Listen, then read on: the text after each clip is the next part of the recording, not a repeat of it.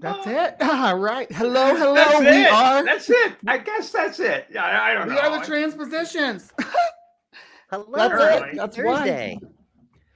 So we Hello. had some late breaking news ish a couple hours ago. Aaron Reed Hmm. reported on a decision from the Ninth Circuit Court. I just want to caveat to everybody who's panicking because of the way Aaron phrased it. The Ninth Circuit publication, their filing, it was a decision on a motion, not a ruling on the case. So please do not panic. The case isn't actually decided yet. Yes. Right. Okay. I've had a day. I haven't had an opportunity to review what the ruling is. And I think, Ember, you mentioned something earlier on Takis, which, by the way, everybody should absolutely go watch Takis today because, you kind of need to. Arden It and was a Josie, great you can't go episode. wrong. Yeah, Who can't was go it? wrong. Arden Uh, and Josie. uh, Oh yeah, Arden and it's a Josie. Yeah, it was really, really deadly cool. duo right But there. yeah, yeah. But you mentioned something about a TRO being still in place. I mean, I don't know. I'll shut up now. You have it. You're on it. You tell us Okay, so what's going on. basically what happened is little backstory. Idaho has one of those sex segregation bans where you have to use the changing room and all the facilities associated with what you were assigned at birth. Yeah. A trans student as well as a I forget what it stands for, but their name is Saga, and it has to do with sexuality and gender advocacy. They sued the school Saga, district. Maga. What's the difference? You're right. They sued the school district because blatant violations, Title IX, Civil Rights Act, and a couple other codes. And the district court in Idaho said, nah. So they appealed. And as part of the appeal process, they asked for an emergency injunction to put the new law on hold while the case makes its way through the courts. And Right. the appellate court, um, hold on a second. Let me punch it back up again because they denied one First of thing and all, approved another thing. let's get clear. Where's the ninth district? What is the ninth The district? Ninth Circuit, they hand their Ninth so Circuit. the Yeah. various states of the United States, the federal appeals court system Understood. is But divided where is into it geographically? West Coast ish. Okay.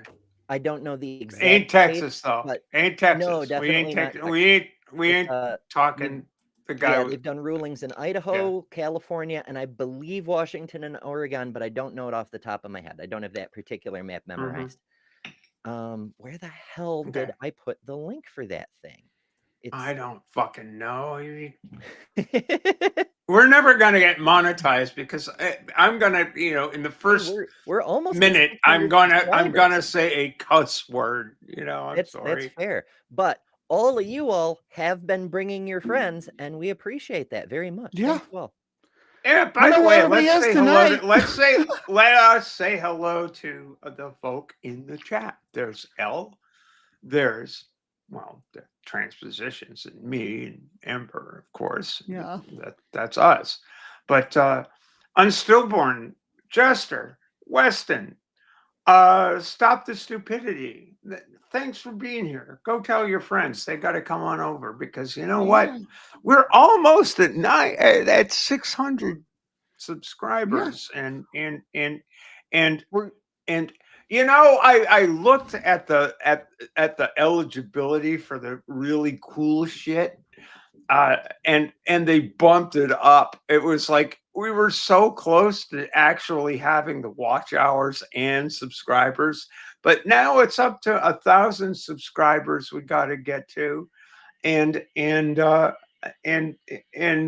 more what and 4,000 watch So they hours, did and it's away with like well. partial monetization. There's some stuff nice. that we can get at the 500 if we have those 4,000 I don't uh know. Just or help three, us sorry, out, 3,000. people. Yeah. Give us some love. Yeah, we could use some love Give over us some here. love. Show us some love. Yeah. Okay, so TLDR with that particular bill, they wanted a what is it? The district court denied Saga's motion for a preliminary injunction, which would have just blocked the law. That doesn't mean that the appeal is over. It means that stopping the case before it got started is a non-starter, because these preliminary injunctions have a very high standard of evidence. You have to demonstrate before the case even begins that you are probably going to win. And Saga did not Right.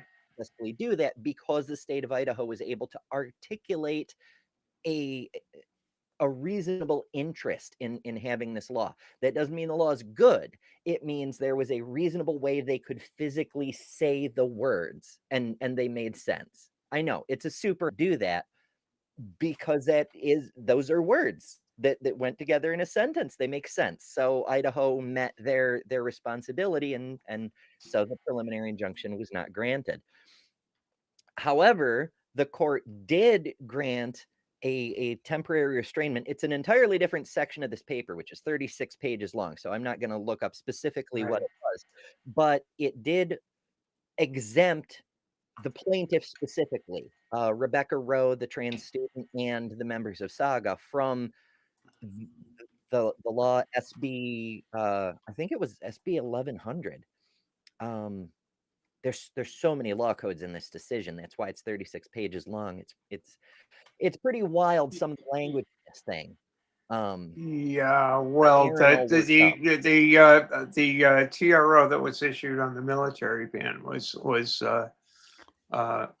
72 pages long, and every word was golden. I don't know if you over on my channel, it's when that decision dropped.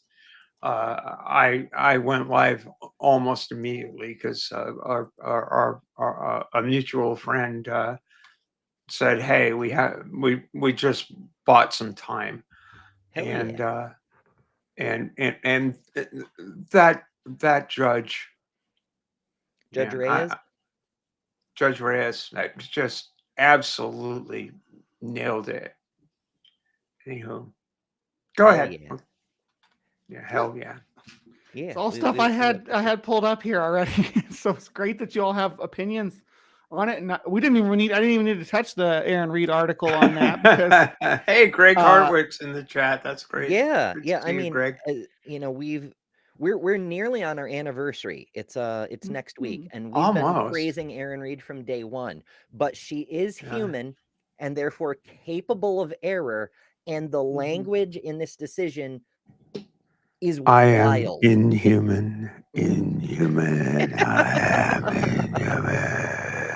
I think we get accused of praising Aaron too much, honestly. It's possible. I mean, I don't know. She is a badass. She is amazing. Yeah. I think she's wonderful. So But is Zoe, there though. are yeah, others. Yeah, There are it's true. others, It's you true. know. There's Ari Drennan. There are let's be fair. There are Evan Urquhart Lee is Hurley. absolutely astonishing. We're out here, you know. There are a number of us here, and you know, I think that we need to be. I think we need to be ecumenical in our praise sometimes. Yeah, that's fair. But anyway, I noticed a lot of people were panicking, both in the Takis chat and in the comments following Aaron's post, because as you know, her main website posts and to directly to be Substack. and to, you know, let's, if we're going to be editorial about this, I do think that one of the things that I think Aaron does wonderful work, but there is, and I'll take upon myself the you know, being hysterical at points. I do think that we need to be reasoned in our in we don't have Not a choice. everything. Not everything. Not everything is the worst thing that ever happened. The apostate sisters. Oh my goodness! Thank you so much for coming. Yay, Allie. Yay. You know, Haley, if thank they're you so not much for at, being they're here. very, very close to 1K themselves. They were single digits away yesterday. Yeah. So if you Mhm. enjoy apostasy, comedy, and emotional insights, maybe And go check All them out. that shit sucks. I am posting in the chat a link directly to the court's decision for anybody who dares to read it, because some of that language is really inflammatory. But frankly, most of it is just legal speak. It's various court citations and decisions and things. But some of it's Yeah. fucking wild. All right. Let's Yeah, see. I gotta read that.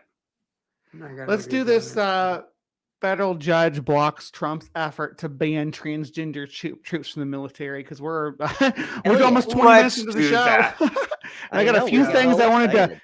We're wanted to not throw in really y'all's 20 face. minutes into the show, Bree. I mean, we started a little late, but hey, whatever. Yeah. Okay. We're 15 minutes into the show, but Ember's still got to go to get to bed at some point. I and do. Carly's I'm already turning into a pumpkin. Look at me. I'm like all orangey or something. Maybe it's my lights. I don't know.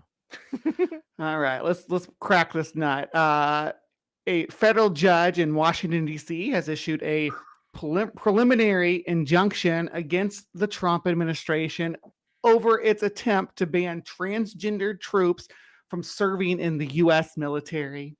Tuesday's decision by U.S. District Judge Anna C. Reyes temporarily blocks the Department of Defense from carrying through with the policy directive designed to remove transgender service members from the military.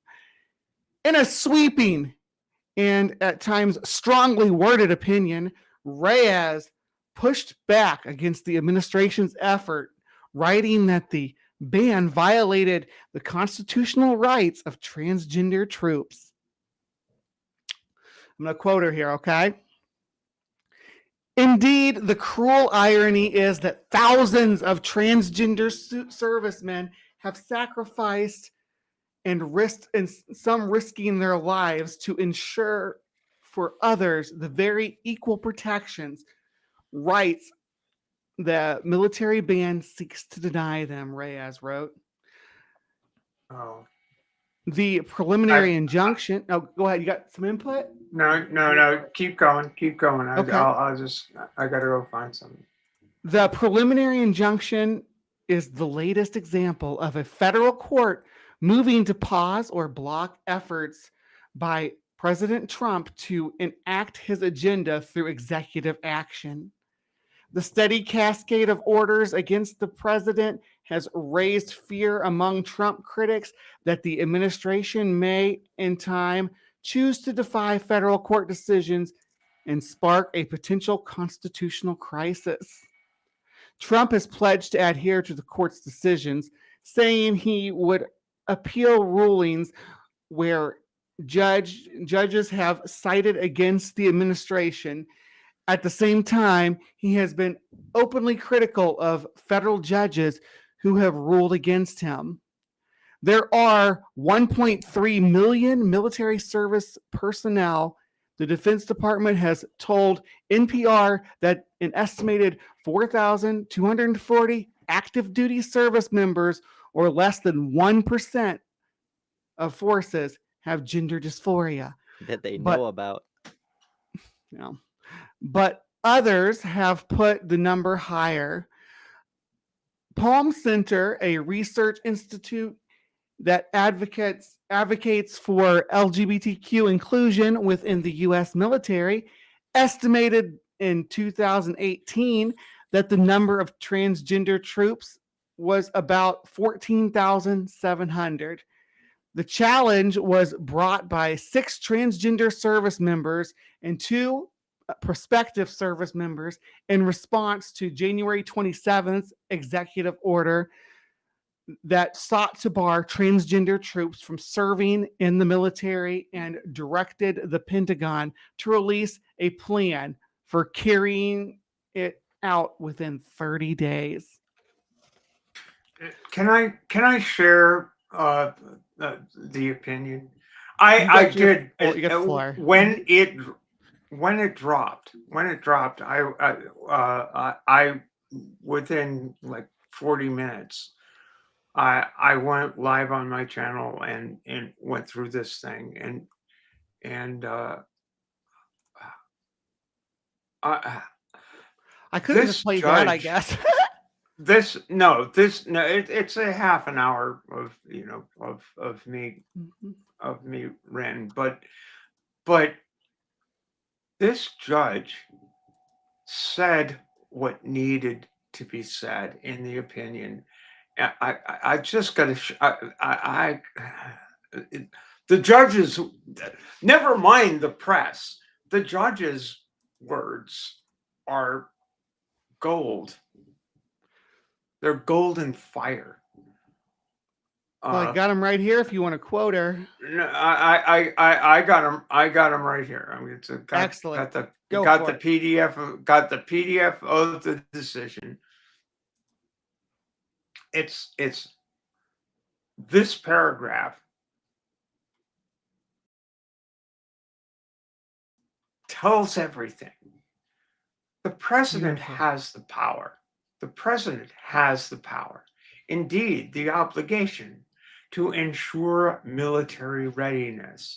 At times, however, leaders have used concern for military readiness to deny marginalized persons the privilege of serving. Quote, fill in the blank is not fully capable and will hinder combat effectiveness.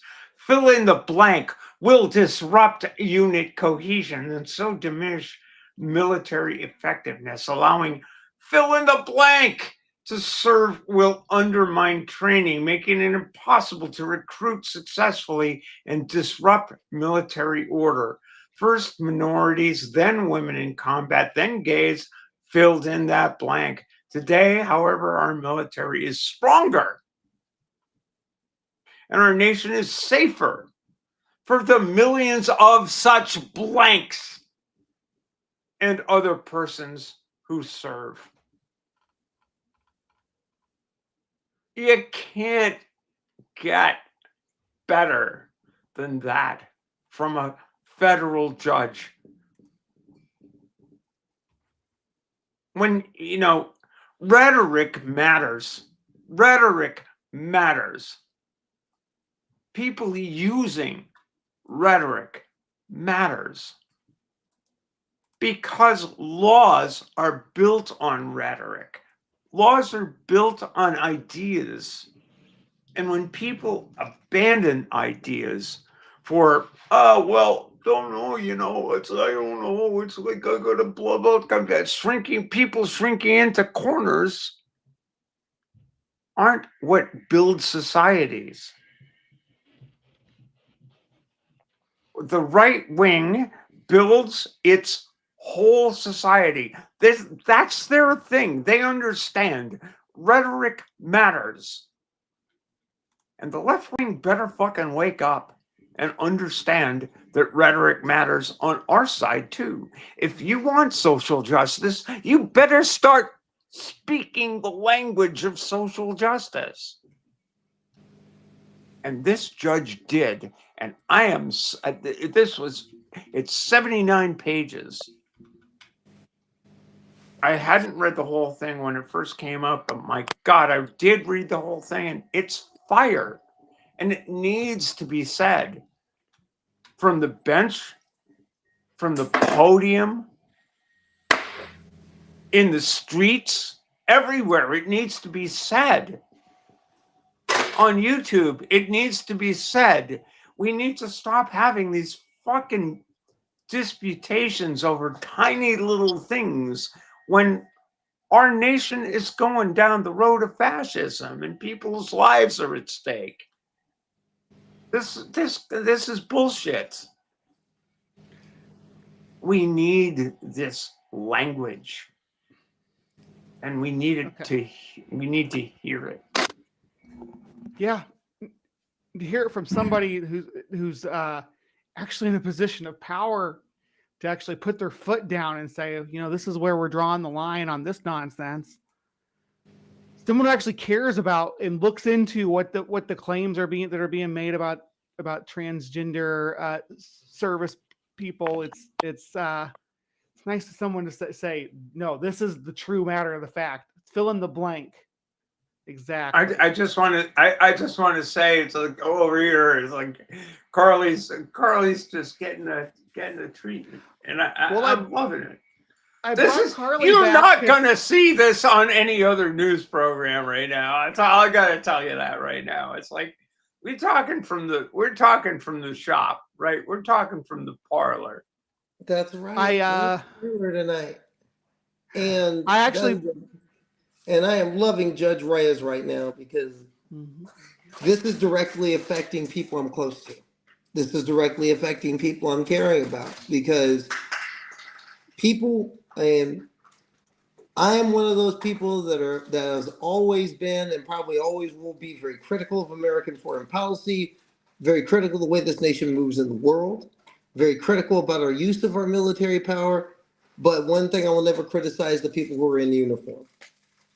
And right now, I have friends who are in uniform right now, trans people in uniform, who gave the ultimate blank check to their country, and they're being told that they don't have the honor to serve, the courage to serve, the wherewithal to serve. And for Judge Reyes to say that is straight up bullshit is a beautiful thing. And that is something we need. That's the energy our communities needed right now. And I think it's a matter of also, we need allies in uniform to step up and speak up. We need commissioned officers and non-commissioned officers to speak up. Generals are speaking up. They need to even be more public about it. Because we've already had these discussions, and military leaders will tell you time and time again. They've already said there are two things that you hear from the brass on this issue. Number one, the unit cohesion and readiness is not affected because trans troops are there. And number two, if you drum these soldiers, sailors, airmen, Marines, if you drum these people out, many of them, the bulk of them are in specializations that are dang hard to replace. And that is not me talking. That is at least 3 different military think tanks have concluded the same thing. It costs too much to to get rid of these people, because this group of people that you want to get rid of, many of them are in specialties that, frankly, you can't get someone off the street and program an F-22 Raptor. You can't get a person on the street like a good friend of mine who basically does computer systems for just about every attack helicopter the Army flies. The people who program the Lantern pods. That's where the bulk of the trans troops are. They're doing the stuff that they're the nerds. Oh, 1,000%. And maybe the bulk are there, but also there are the people that are doing the things on the really basic lines, looking after the health of the troops, looking after the welfare of the troops, looking after their fellow service people who are depending on them for support. Whether you're on the front line or whether you're in the carpool, you're contributing to a thing. And I just want to, I'm going to share this thing again. Holy crow! This again, the judge. Let's listen to the judge. Don't listen to us. Listen to the judge. Currently before the court is plaintiffs the plaintiffs in this case are the trans service members who are saying we're being screwed. And they are. Currently before the court is plaintiffs' renewed application for preliminary injunction. Plaintiffs who are transgender claim that EO 14183 and the Hegseth policy treats them as today's fill-in-blank group. Seeking nothing more than to serve their country, they asked the court to enjoin the military ban. They claimed that the Hegseth policy was rushed and reached it as a preordained result, contains no analysis, and has an exemption in name only, which it fucking well does. The ban at bottom invokes derogatory language to target a vulnerable group. This is speaking to animus. Like, we hate you, you can't be with us. Target a vulnerable group in violation of the Fifth Amendment. See U.S. Constitution Amendment 5. I love that she just outright says, read the Constitution, bitches. Yeah. Yeah. Right? This is a goddamn judge. Not at all, say the defendants. They assert the military ban is necessary because transgender persons, now get this, undermine, quote, military readiness, unquote, and disrupt, quote, unit cohesion, good order, and discipline. Why? Why do they disrupt good order and discipline? Because being transgender is in and of itself, she doesn't say that in there, but being transgender is inconsistent with high standards for service member readiness, lethality, cohesion, honesty, humility, uniformity, and integrity.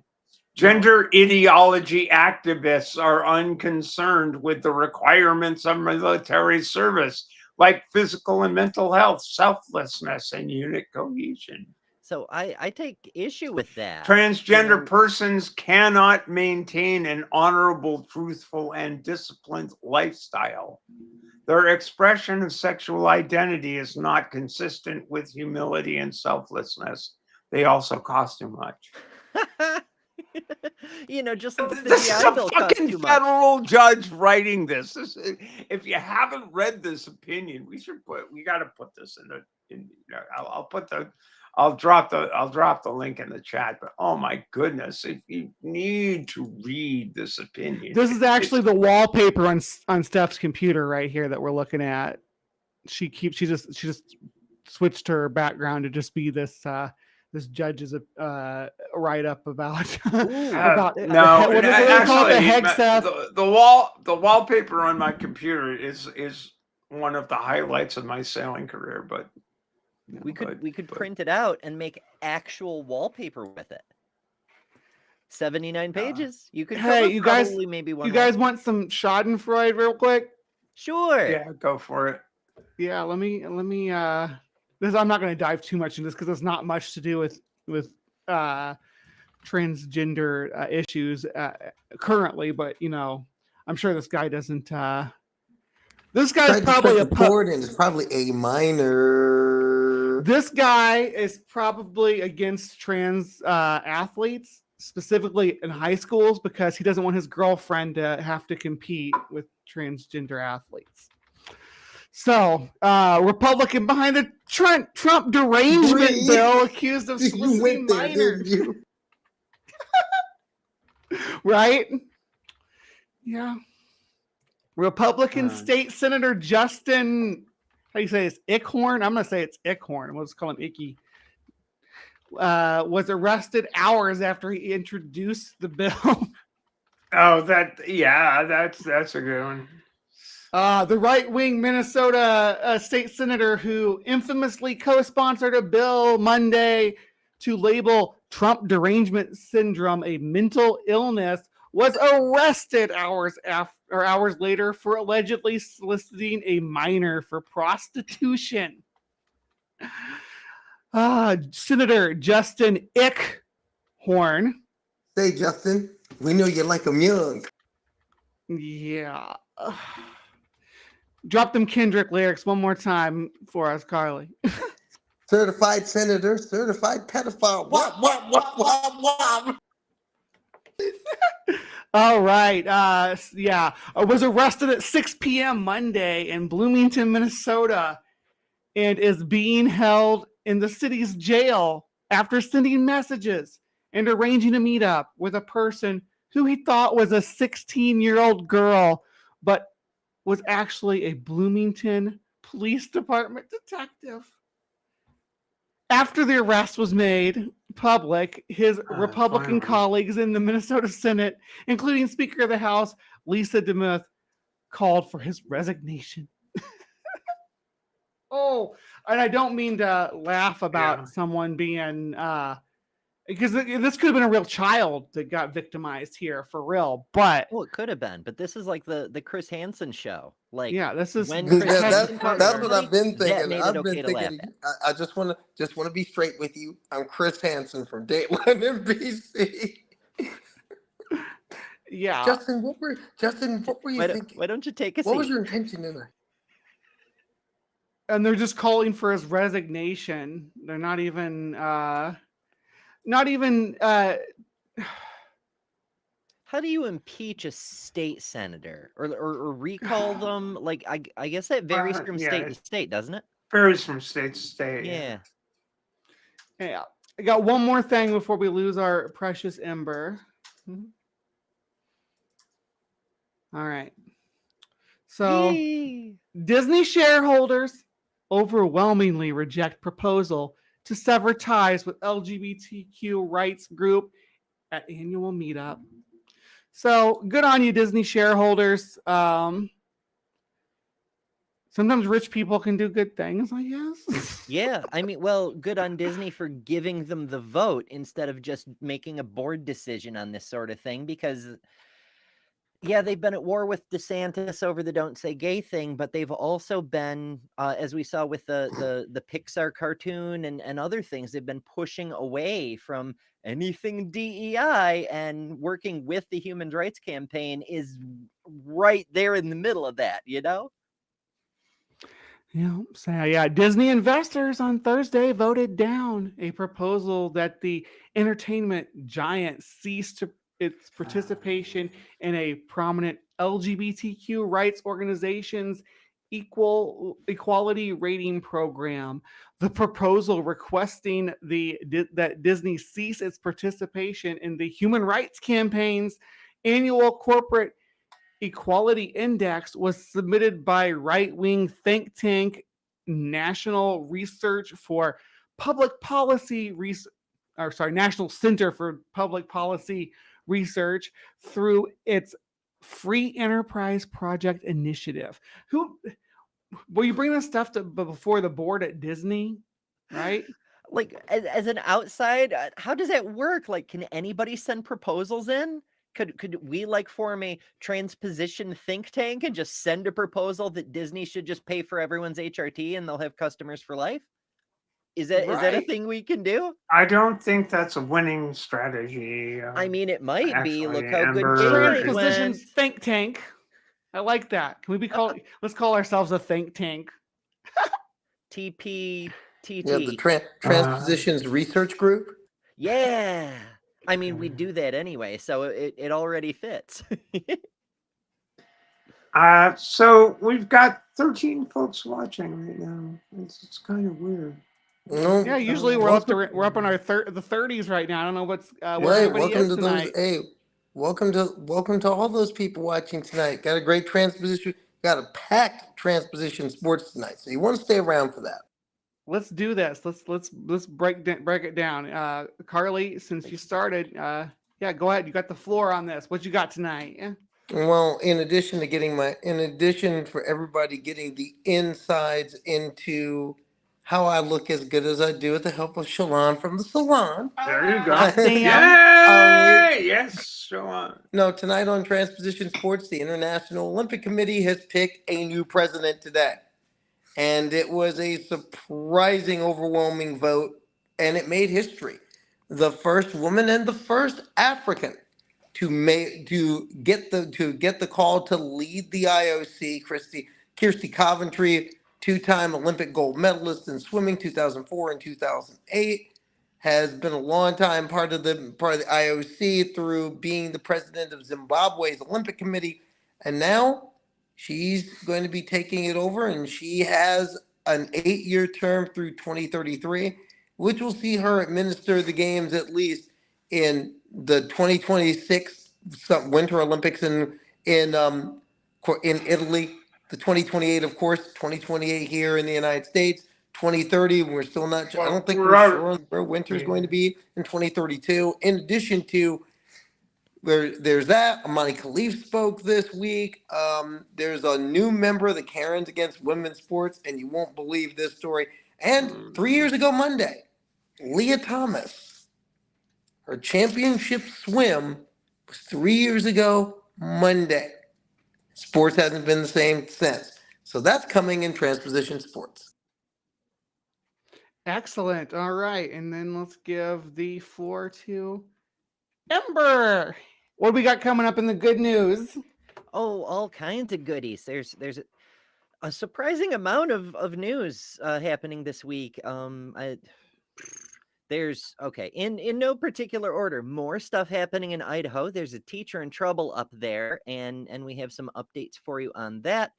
More sanctuary cities are popping up all over the country, which is wonderful to see. The 11th Circuit Court rules against a transphobic Karen. Fucking amazing. And oh, there's a few other things. More stuff from Europe, some updates from Ohio. Yeah, it should be a good time. Yay.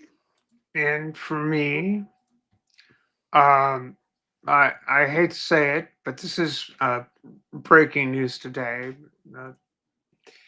The U.S. Department of Education, which apparently the president is dismantling, it's like wants to wipe out, despite the fact that it was created by an act of Congress, and you can't do it that way.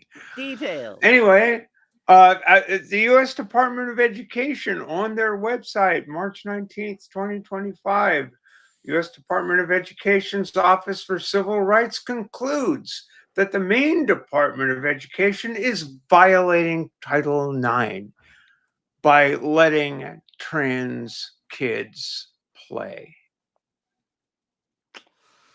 Wonderful.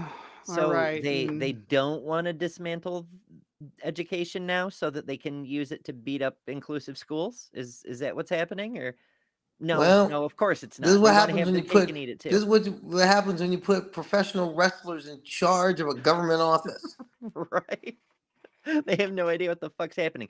Folks, today is 2 months to the day. We are 2 months into this insane clown show of an administration. Stick around, because we're all going to need each other to get through this bullshit. Stick together. Stick together. Exactly. We gonna need to. Yeah.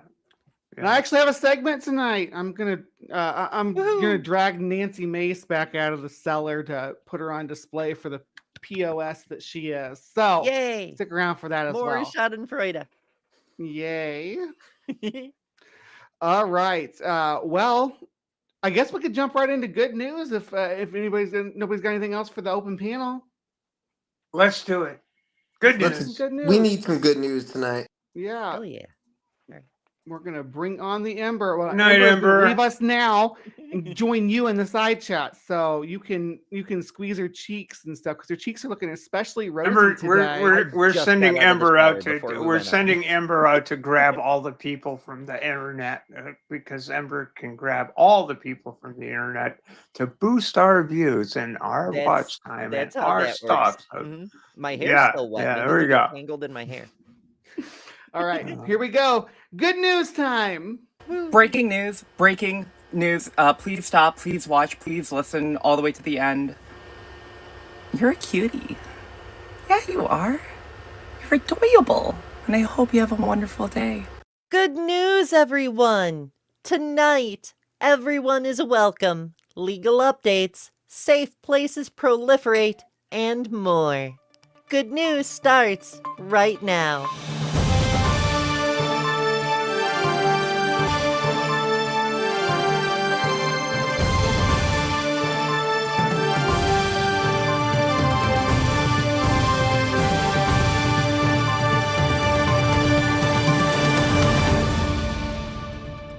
We will not take a lecture on decorum from a party that incited an insurrection. I appear to live rent-free in the minds of some of my Republican colleagues. I wish that they would spend even a fraction of the time that they spend thinking about me, thinking about how to lower the costs for American families. I wish they would spend a fraction of the time that they spend thinking about me, figuring out how to make government actually work better, rather than making it work worse in order to prove that government can't work. They are obsessed with culture war issues. The Republican Party is obsessed with culture war issues. It is weird and it is bizarre. And the American people deserve serious legislators, serious elected officials who are focused on bringing people together to deliver real results for the American people, not to play games and not to engage in schoolyard taunts. It's great to see Representative McBride starting to take a stand. Here's your friendly reminder that, as reported last year on this program, both the 4th and 11th Circuit Courts have ruled that intentional misgendering violates Title VII and constitutes a hostile work environment.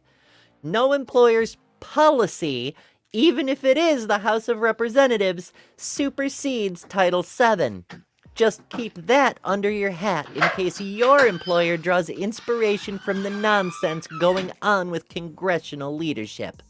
We feature groups around the U.S. trying to help trans people survive in this hostile political climate when we can. This week, we're off to Ohio, a state that has become aggressively harmful in recent years and stands to run even more red under the new administration. One light in that darkness is the Ohio Coalition to Protect Trans Lives. Based in Columbus, this organization offers community to trans people with weekly meetings, both in person and online. That means you can attend even if you aren't physically located in Columbus. Offers an email list to be notified of events, actions, efforts, petitions, and alerts. And, in their own words, quote, "We are a collective of transgender and genderqueer people and their allies focused on building mass independent political power to keep our communities healthy, safe, and thriving in Central Ohio and beyond. With this power, we aim to impact institutions and create systems of mutual aid towards queer and trans liberation. We recognize the particular need to organize for those who live at the intersection of multiple forms of oppression, especially Black, Indigenous, young, and working-class trans and genderqueer people, and we align ourselves with local and global struggles for liberation. If you are a trans person in the Ohio area and in need of mutual aid, community, or if you just don't know where to turn in this age of political anti-humanism, look them up. You can find them on their website, www.ohcptl.org.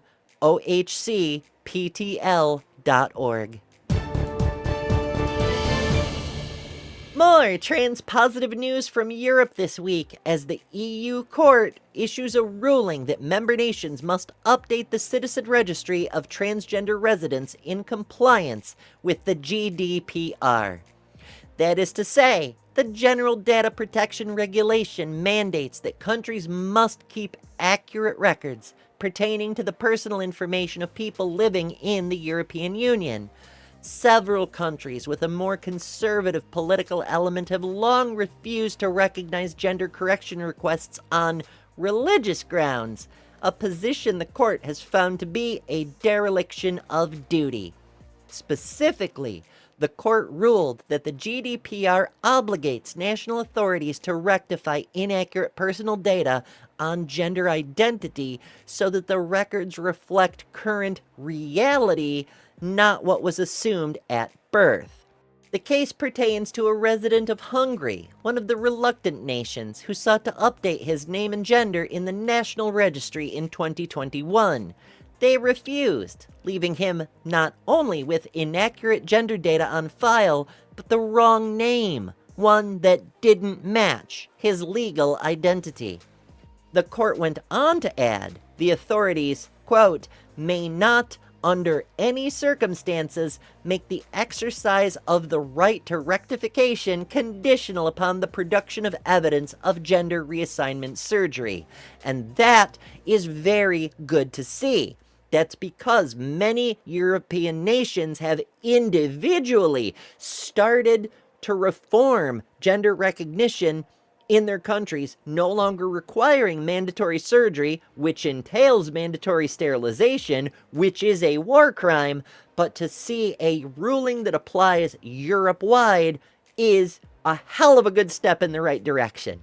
Unfortunately, according to Telex, a Hungarian news outlet, just a few days ago, the government announced it was going to amend the relevant laws in a way directly antithetical to not only the GDPR, but the EU Charter of Fundamental Rights, or the analog of the US Bill of Rights.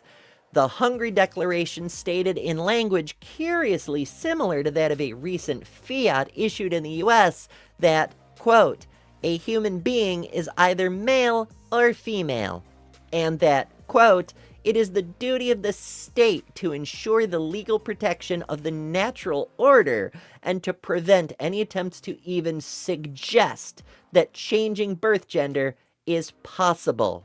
Protecting this imaginary and factually erroneous concept of a natural order is, apparently, even more important than the well-being of the citizens the government ostensibly exists for the sole purpose of protecting. And let's not even get started on the Orwellian language of even suggesting something that is factually and scientifically real. Never mind. One must wonder how the EU ruling will influence these politically motivated plans. But the court's decision isn't the only instance of EU officials standing up for the fundamental primacy of human rights over hate this week.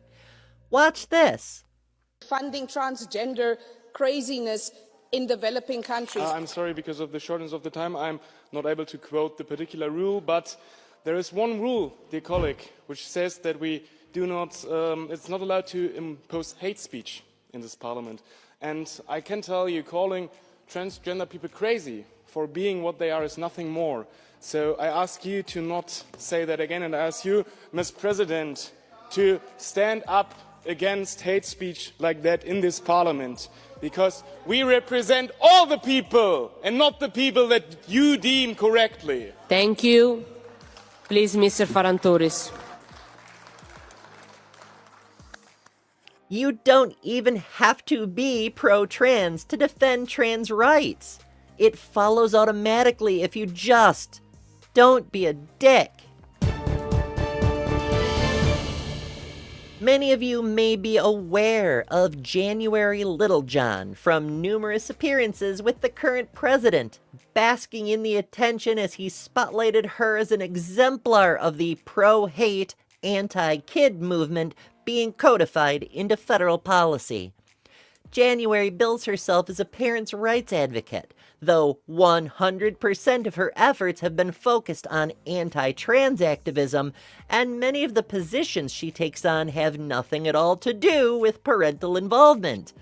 She initially came to fame among the bigot brigade when she sued her local Florida school district for, checks notes, compliance with state and federal law concerning the fact she wasn't notified by the school that her trans child was trans. According to law and policy in place at the time, this being a pre-DeSantis era before the Don't Say Gay debacle, parents were not to be notified by school officials if the child expressed signs of being any flavor of LGBTQ. That because, according to court documents, quote, 40% of homeless youth are LGBTQ+, many of whom have been rejected by their families for being LGBTQ+. Outing students to their parents can literally make them homeless. It should be noted that January was already aware her child was trans. The child, identified as J in the court records, had, by January's own assertion, told their parents about their identity and social transition. January forbid any such thing at home, but school was another matter.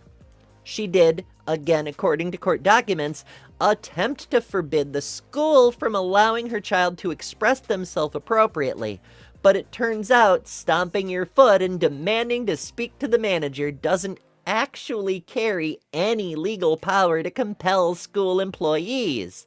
So, in actuality, her real complaint was that the school didn't do what she wanted in violation of the law. This claim of being wronged on the basis of parental rights because she wasn't notified is just the angle she was working to try to win financial compensation for her hardship in the situation. I wonder if children have standing to sue parents for undue hardship in Florida. In any case, she lost in the district court last year, as reported previously on the Transpositions. And now, the 11th Circuit Court has affirmed that loss, and laughed at her ridiculous behavior for 169 pages in their ruling. It really is quite delightful. We can't read out such a lengthy decision on this program, of course, but here's one highlight where the court goes to great lengths to explain why not getting your way does not mean a crime was committed. Quote, even if the Littlejohns felt that defendants' efforts to help their child were misguided or wrong, the mere fact that the school officials acted contrary to the Littlejohns' wishes does not mean their conduct shocks the conscience in a constitutional sense, Judge Rosenbaum wrote. In a concurring opinion, Trump-appointed Judge Kevin Newsom wrote that rulings on matters of constitutional rights are based on whether the acts in question are unconstitutional, not what a private individual might wish. What makes this two-time loser's defeat doubly sweet is that the 11th Circuit, which handles cases in Florida, Georgia, and Alabama, is new rulings antagonistic to the GSM community. Whether this is a sign of change in the winds in the Deep South, only time will tell. But for today, that this aggressively loud hate-monger did not get her way is undeniably good news. Last week, Boston joined the growing list of municipalities that declared sanctuary status for the LGBT community. Boston is home to the 10th largest LGBT population in the U.S., with over 186,000 residents, according to a Williams Institute 2021 survey. A press release by the city council states, quote, the city's rich history with the LGBTQIA2S+ community is rooted in both resilience and progress. Boston was the birthplace of the internationally recognized Transgender Day of Remembrance, which honors the lives of Black transgender women such as Rita Hester, Monique Thomas, and Chanel Pickett, whose tragic deaths sparked a movement to raise awareness about the disproportionate violence faced by transgender individuals, particularly transgender people of color. It goes on to say that the city specifically intends to protect transgender and gender-diverse people. Quote, taxpayer-funded agencies will not comply with federal efforts to strip resources that safeguard their rights. The city also notes that attacks on LGBT people do not exist in isolation. Policies targeting us are also routinely weaponized against access to healthcare, reproductive services, HIV prevention, and civil rights, including legal and bodily autonomy for all citizens. But what is a sanctuary city? There isn't a single legal definition, so the policies that characterize sanctuary status vary by jurisdiction. In general, sanctuary status signifies a set of policies that restrict local law enforcement or other agencies from assisting federal agents in executing specific harmful measures. It is very important to note that sanctuary status does not mean that the city or state in question will prevent a federal agent from carrying out any particular action. It only means they won't help them. Some example policies might include directing law enforcement to not question a person's status as it relates to the kind of sanctuary declared. For example, in an immigrant sanctuary, which Boston also is, police would not ask questions about a person's immigration status. Policies might also mean a refusal to hold an individual beyond the requirements of legitimate law enforcement activity at the request of a federal agency for purposes unrelated to that action, such as detaining a person who had been picked up for questioning because the U.S. Marshals want them held for also being a drag performer.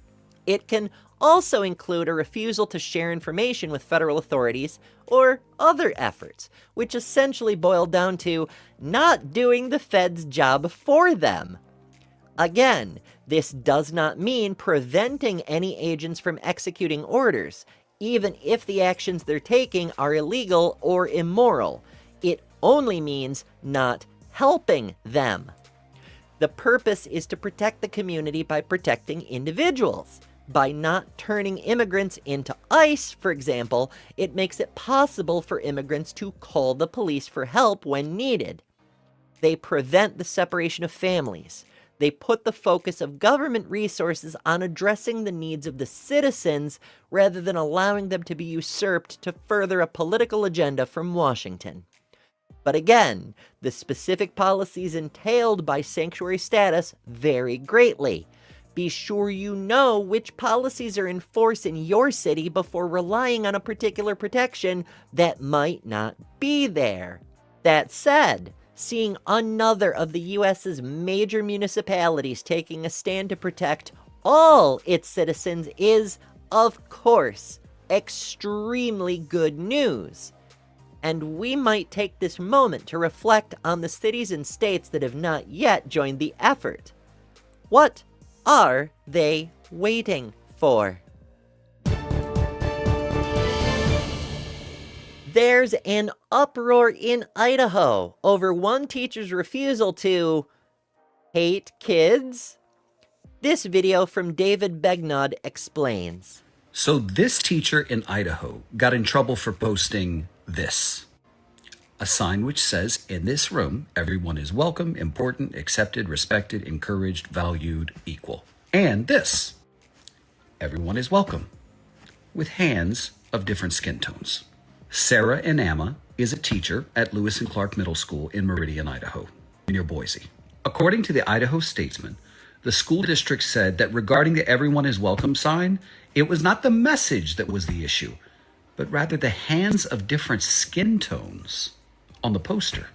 Sarah told KTVB TV in Boise, Idaho, that she was told by an official at the school that not everyone believes everyone is welcome, so that's why there's a problem with the poster which says everyone is welcome. I was told a couple things, that everyone is welcome here is not something that everybody believes.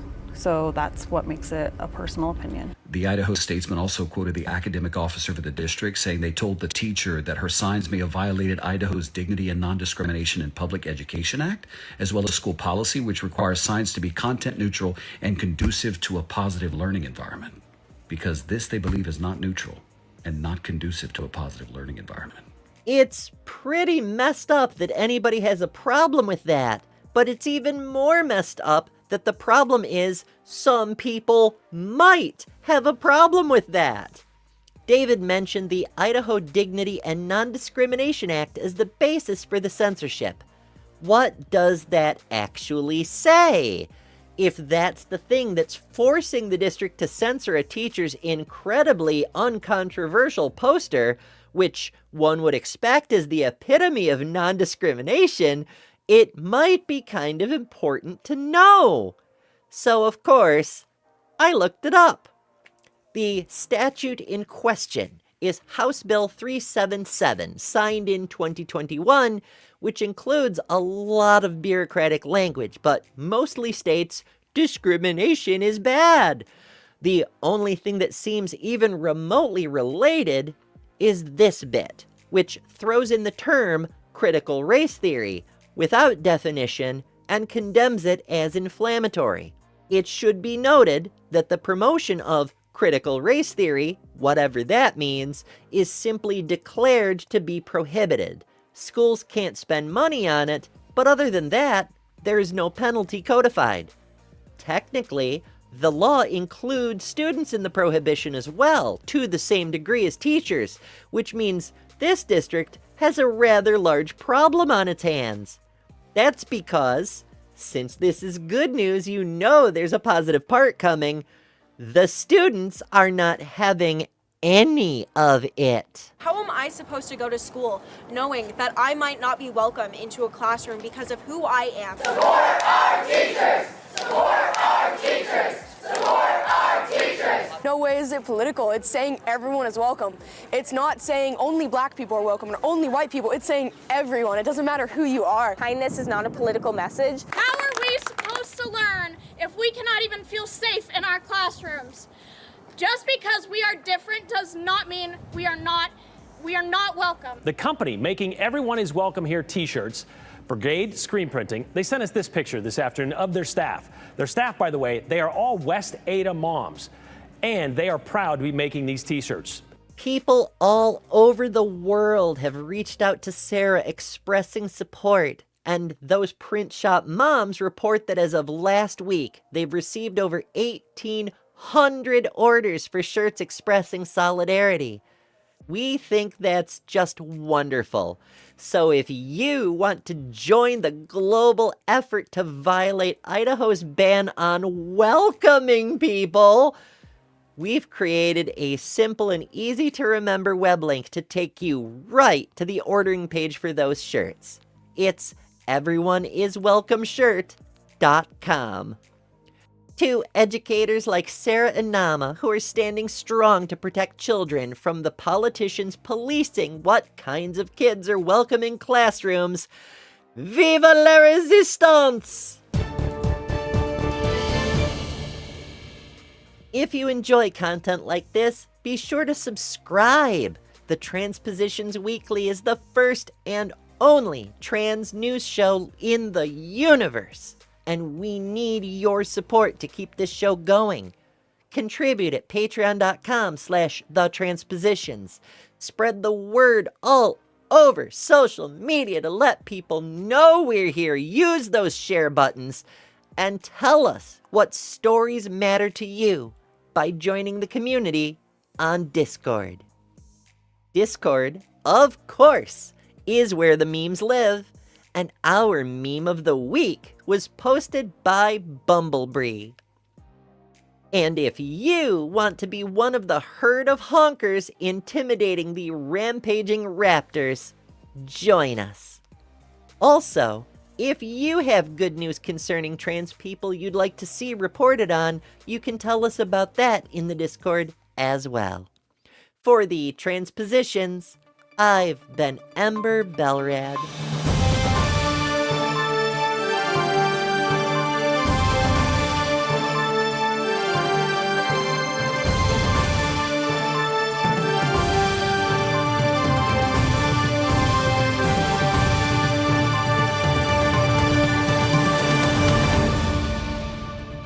It's still a little bit chilly here in New York, and I was at this stop, and the lady who works there, she opens the door, shivers a little, and says, oops, still not bikini weather. And then she waxes into this tale of how much swimsuits have changed since she was a little girl, and talks about how when bikinis first came into fashion, she was a little uncomfortable with the two-piece.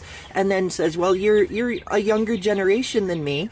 Did you prefer bikinis or one-pieces? And the fact it never even crossed her mind that I might not have had that opportunity, that just, what did you like when you were a little girl? Like, see, when we talk about tolerance and affirmation, that's fantastic. But true acceptance is when that shit doesn't even cross your mind.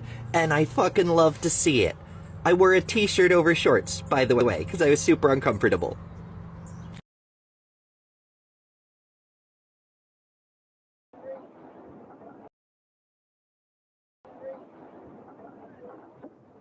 Just like Thursday, the boat in trouble. This time, Nomura was able to wriggle off the hook with 1:30 to go, and now they hold a favored position. We're not going to have it.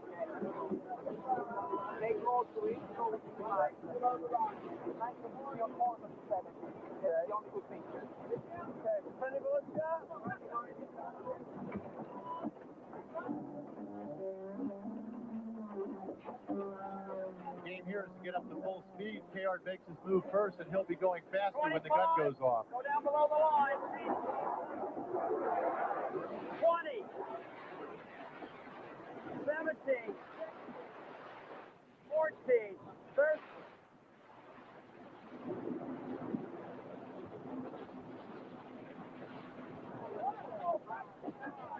4, 3, 2, 1, gun!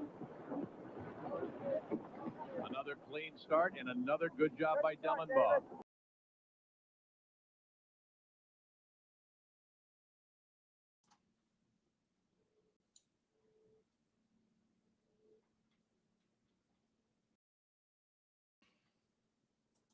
Hey, we I'm stop here. hitting that button at the same time. I know. Well, that's Right? what happens when we're just, whatever. Yeah. Two producers. What are you gonna do? I'm gonna give you the floor, Steph. Thanks. Hey, so yeah, here's this thing. We have this thing in the great state of Maine. It's called the Human Rights Act. Yeah, and it's a pretty good thing, actually.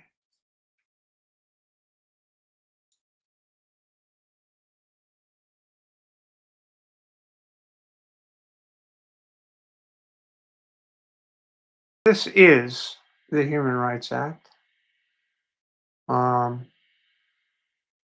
Title 5, Section 4601. Specifically relating to education. This is law. This is the State of Maine website.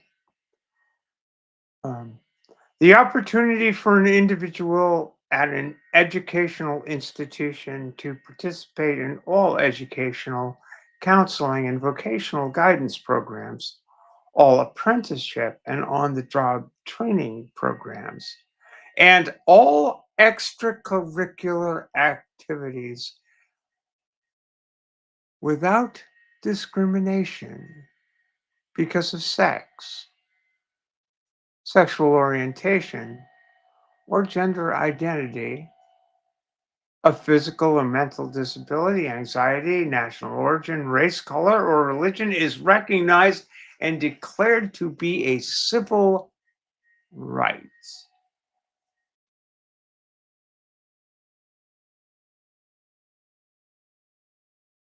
That's declaration is common to the Universal Declaration of Human Rights, common to the code in Canada, common to the code in many nations, many jurisdictions across the world, but apparently not so much the federal government anymore, because today,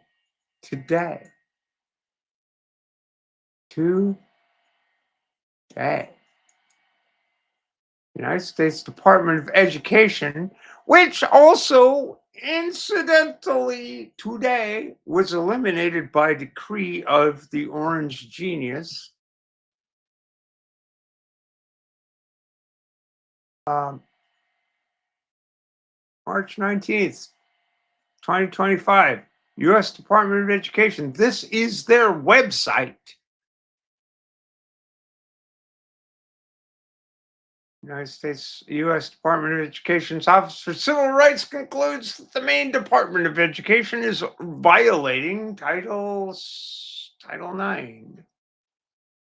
Today, the U.S. Department of Education's ED, that's actually erectile dysfunction, because Orange Genius. Office for Civil Rights sent a letter to the Maine Department of Education, Commissioner Pender Macon, notifying her that OCR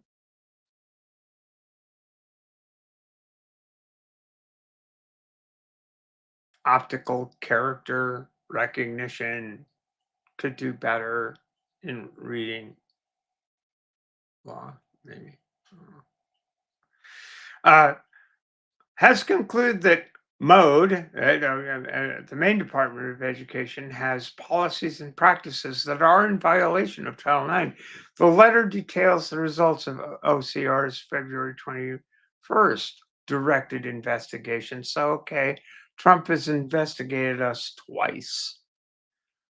And, unsurprisingly, they've decided both times, since the state of Maine considers trans people, we're in violation of something or other.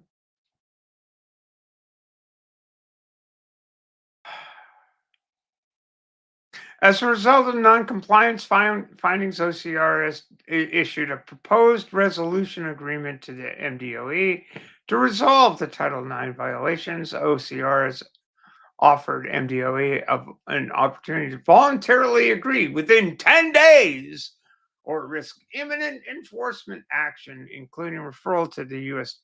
Department of Justice.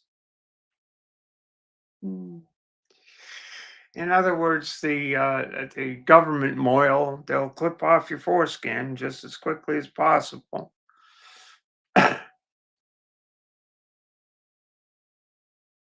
For proceedings, the outcome of the OCR's investigation of MDOE confirms that it's violated federal anti-discrimination law by allowing boys to compete in girls' sports and boys to occupy girls' intimate facilities. Today's findings and proposed resolution agreement demonstrate to MDOE and any other entity receiving federal funds that the Trump administration will not tolerate the unlawful discrimination against girls and women, said Assistant Secretary for Civil Rights Greg Traynor, who's about to be out of a job because Trump's eliminating the entire fucking department. If Maine does not swiftly and completely come at these people are so goddamn stupid. All right, you're going to have the Department of Education declare that Maine is that silly bitch, that governor of the state of Maine, Janet Mills. Why, by God, she's not going to have nothing to say, nothing, no more. If Maine does not swiftly comply and completely come into compliance with Title IX, we will initiate the process. Who exactly? Y'all's department just got fucking canned. with Title IX, we will initiate the process to eliminate the MDOE's access to federal funding. Oh, federal funding is like $218 million, I believe, as I read in the Portland Press Herald, while I was picking up a packet of smokes down there, down to the Big Apple down there. I was picking up a packet of smokes, and I saw the Portland Press Herald, and Jesus Christ, if it wasn't like an 18-point headline, that Jesus. The Department of Education's proposed resolution agreement requires the following action items. MDOE will issue a directive to all public school districts in Maine requiring them to comply with Title IX and reminding them that noncompliance places their federal funding in jeopardy. MDOE will. The directive shall specify that Title IX compliance means that schools must forbid allowing males to participate in any athletic program or access any. Look, the whole basis of Title IX was to allow access to females.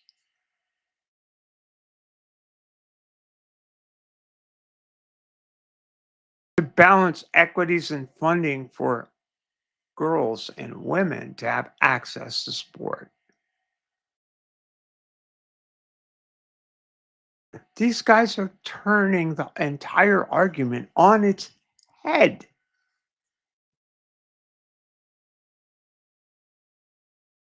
They're trying to tell you that trans girls are the problem, not trans boys. Boys are never the problem for these people. Boys are always the bestest, the finest, the coolest, the winners. Do you see what they're doing here?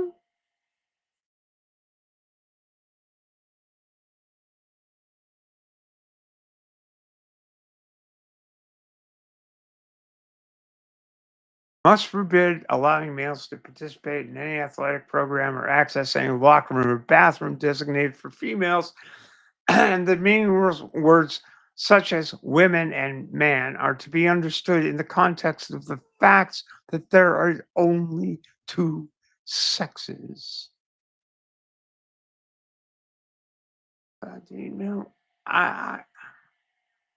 Who's got the ideology here?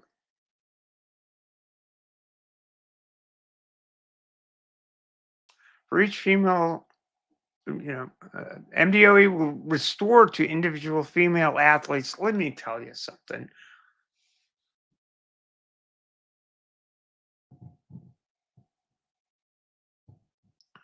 Will restore to individual female athletes all individual recognitions such girls or women would have earned, but for the recognitions being given to males who participated in girls' competitions.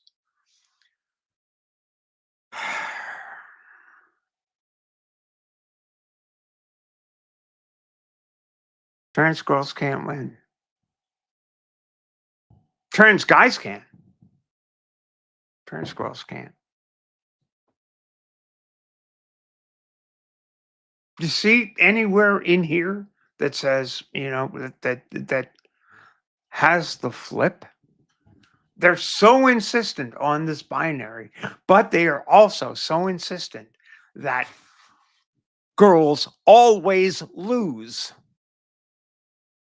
to boys because boys, according to them, always win.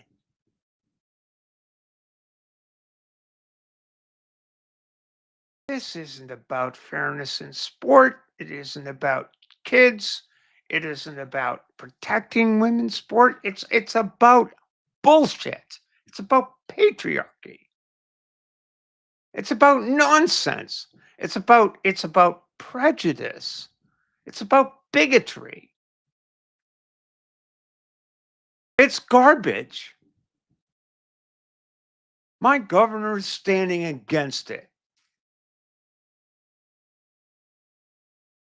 Let's look at the Bostock decision and about Title VII. This is what it said you could not do.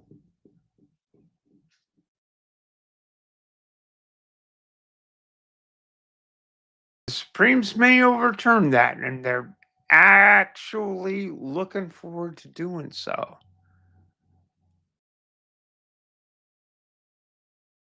But I wonder,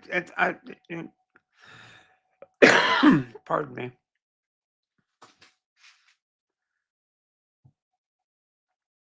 They're basically telling Maine to do a whole bunch of stuff that they don't need to do, and that it may affect one or two people. They're making a big deal out of something that affects one or two people.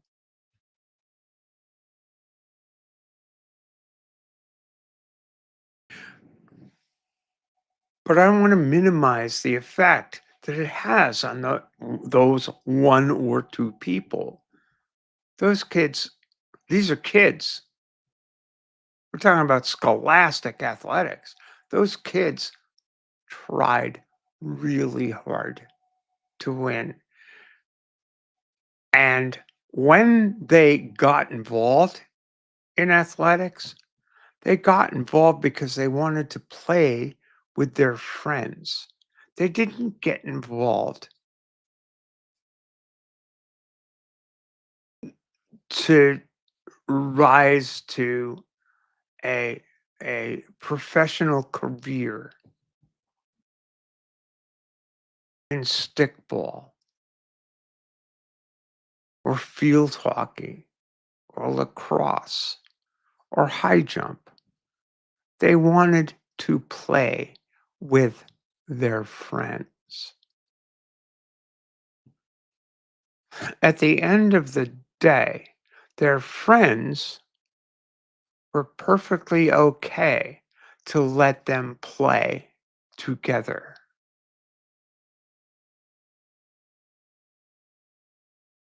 And some assholes decided that they knew who their friends should be and how they should be.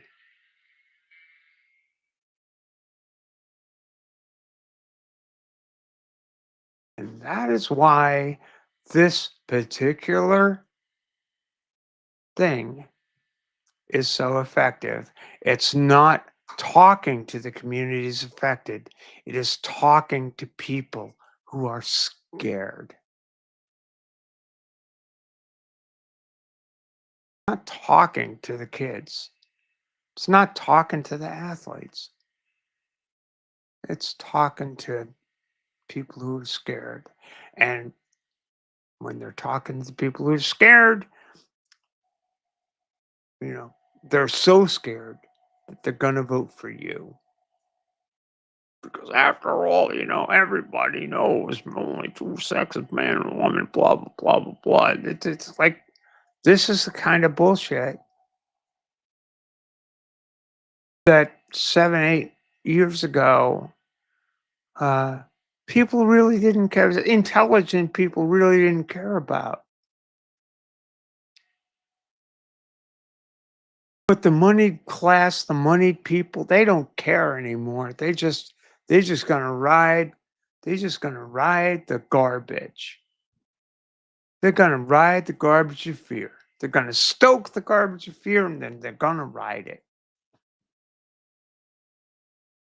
That's where we're at. Anyway, I don't need to go on into more of this stuff.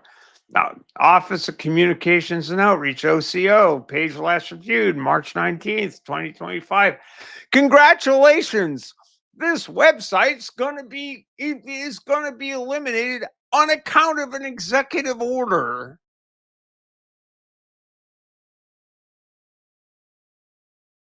But it's been turned over to the Department of Justice, and and WWE. I don't know, is it WWE or which wrestling federation is going to be making laws in this country tomorrow? For the Transpositions, I'm Stephanie Helms. Thank you.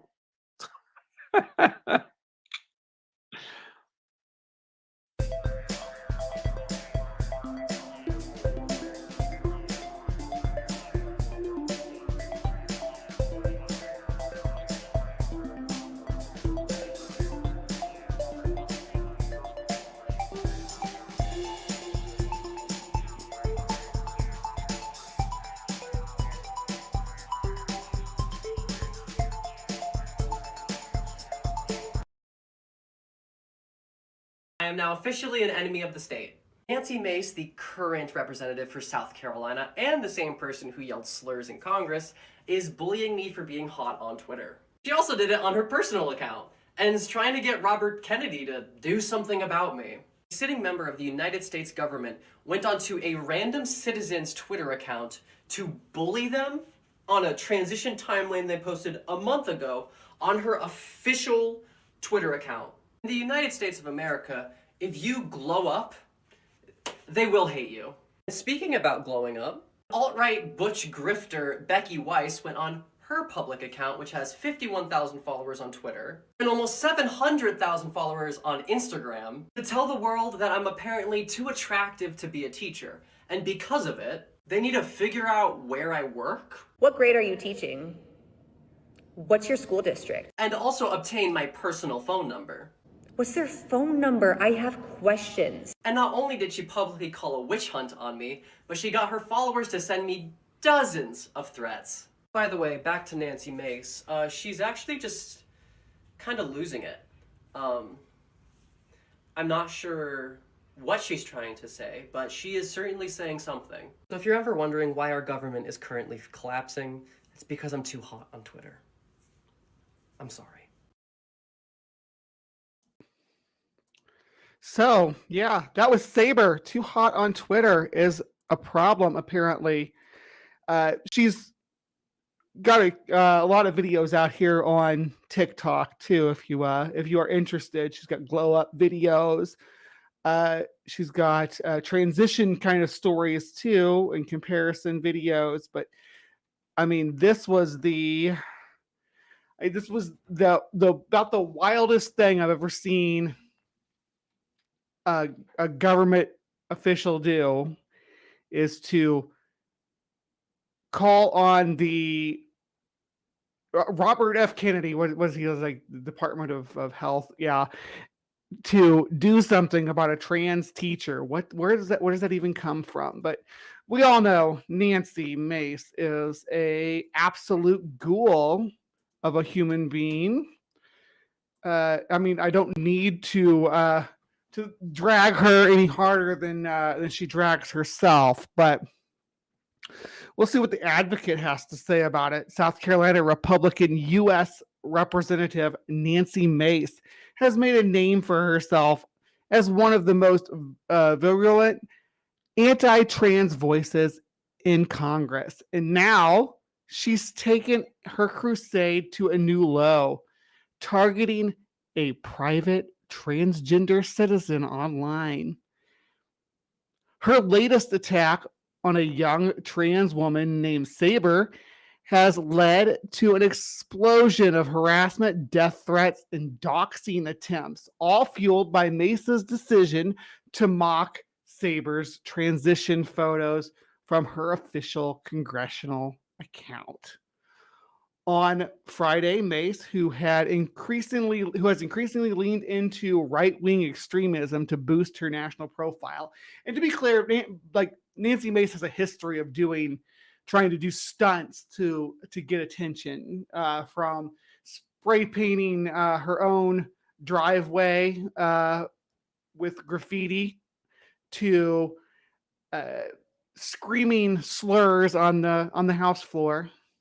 And we all remember that. She was pretty vocal about it. And I would hope to see some kind of response like what we saw from the EU with what Ember pulled up there. I want to see that kind of response on the floor, or the kind of response that happened last week with Sarah McBride.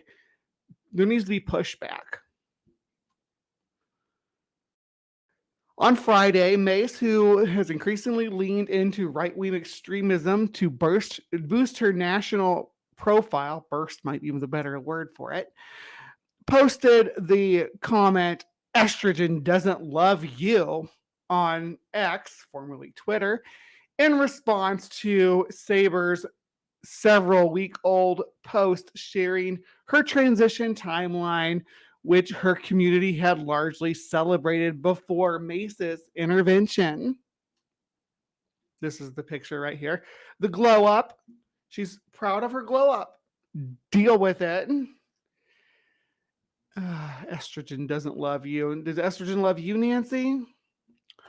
From her personal account, Mace escalated further, tagging Health and Human Services Secretary Robert F. Kennedy Jr.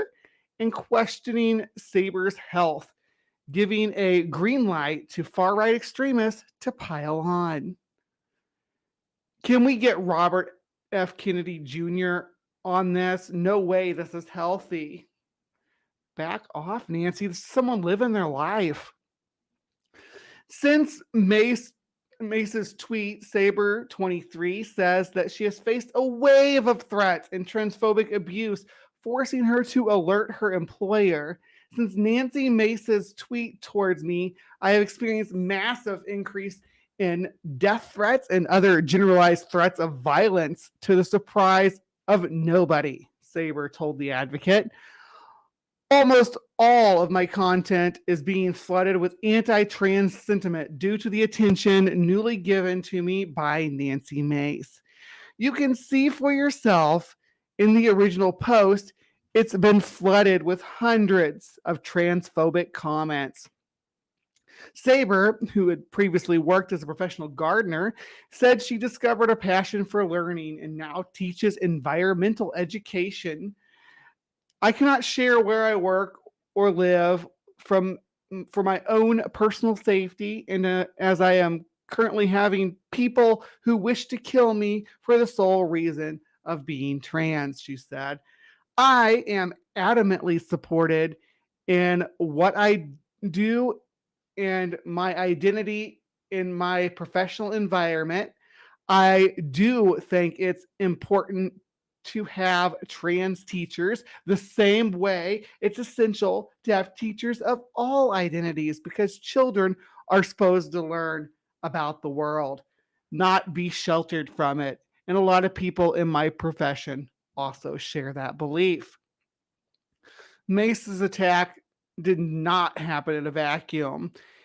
In a now viral video on Instagram, which we just watched, Saber describes how Mace's post inspired additional hate, including doxing attempts. Far-right influencer Becky Weiss, whose online following includes some of the most rabid anti-LGBTQ plus trolls, seized the moment and called for Saber's personal information to be exposed. Weiss, who has positioned herself as a leader in the harassment of trans people, post a public call out. Where do they work? What school district do they teach in? What is their phone number? The result was predictable. Saber's account was immediately flooded with doxing attempts and threats. The severity of the harassment I received, combined with the threats from her followers, meant I had to disclose to my boss that I went viral online. Now people were trying to figure out where I worked because I'm transgender. Saber said in her original post on Twitter, you can also actually go through all of the replies and see her actively encouraging her followers to uncover personal information about me. Weiss defended her actions on Newsweek, claiming her post was about Saber being wasn't about Saber being transgender, but about what she called inappropriate content for a teacher. Despite the relentless attacks, the trans community and allies have stepped up in support. Hundreds of queer people have reached out to me in my DMs to check on me and remind me to not let the haters get me down. or she just says, let the haters get me, but I added down because I'm down. Yeah, whatever. It's been really sweet, and I've been trying to respond to as many as I can. Mace has made anti-trans rhetoric central to her political persona, latching on to culture war issues to court the far-right base. In November, she introduced measures aimed at banning transgender women from using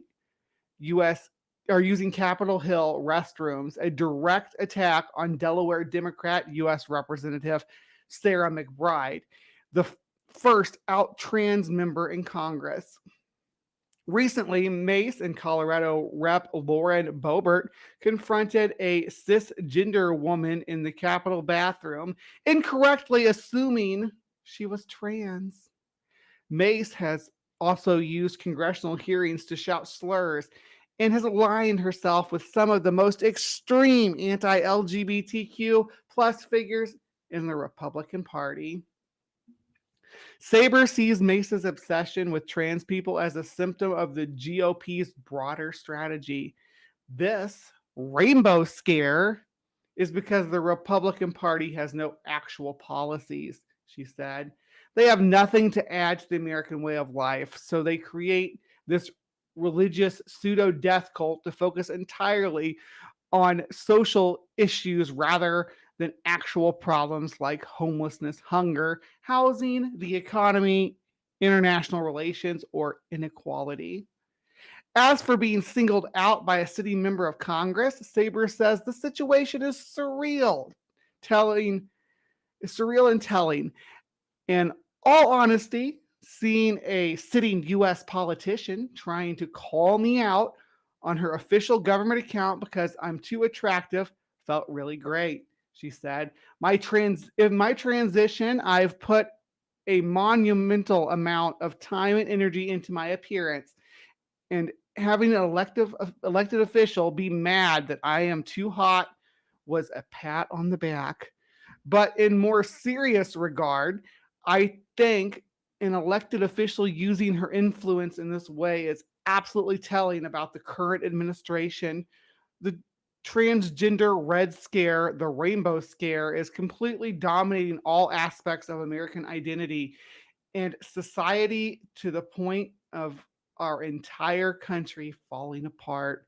Our government officials no longer serve the interests of the people and are instead abiding the whims of billionaires and mega corporations to attain levels of wealth akin to godhood, she added. A personal transformation, a public target, the photos that set off Mace's online tantrum were taken 3 years apart, showcasing Saber's transition. She has been on hormone therapy for 2.5 years, a journey she describes as life-changing. Taking that leap of faith and putting myself out there by transitioning was one of the hardest things I've ever done, girl. Same.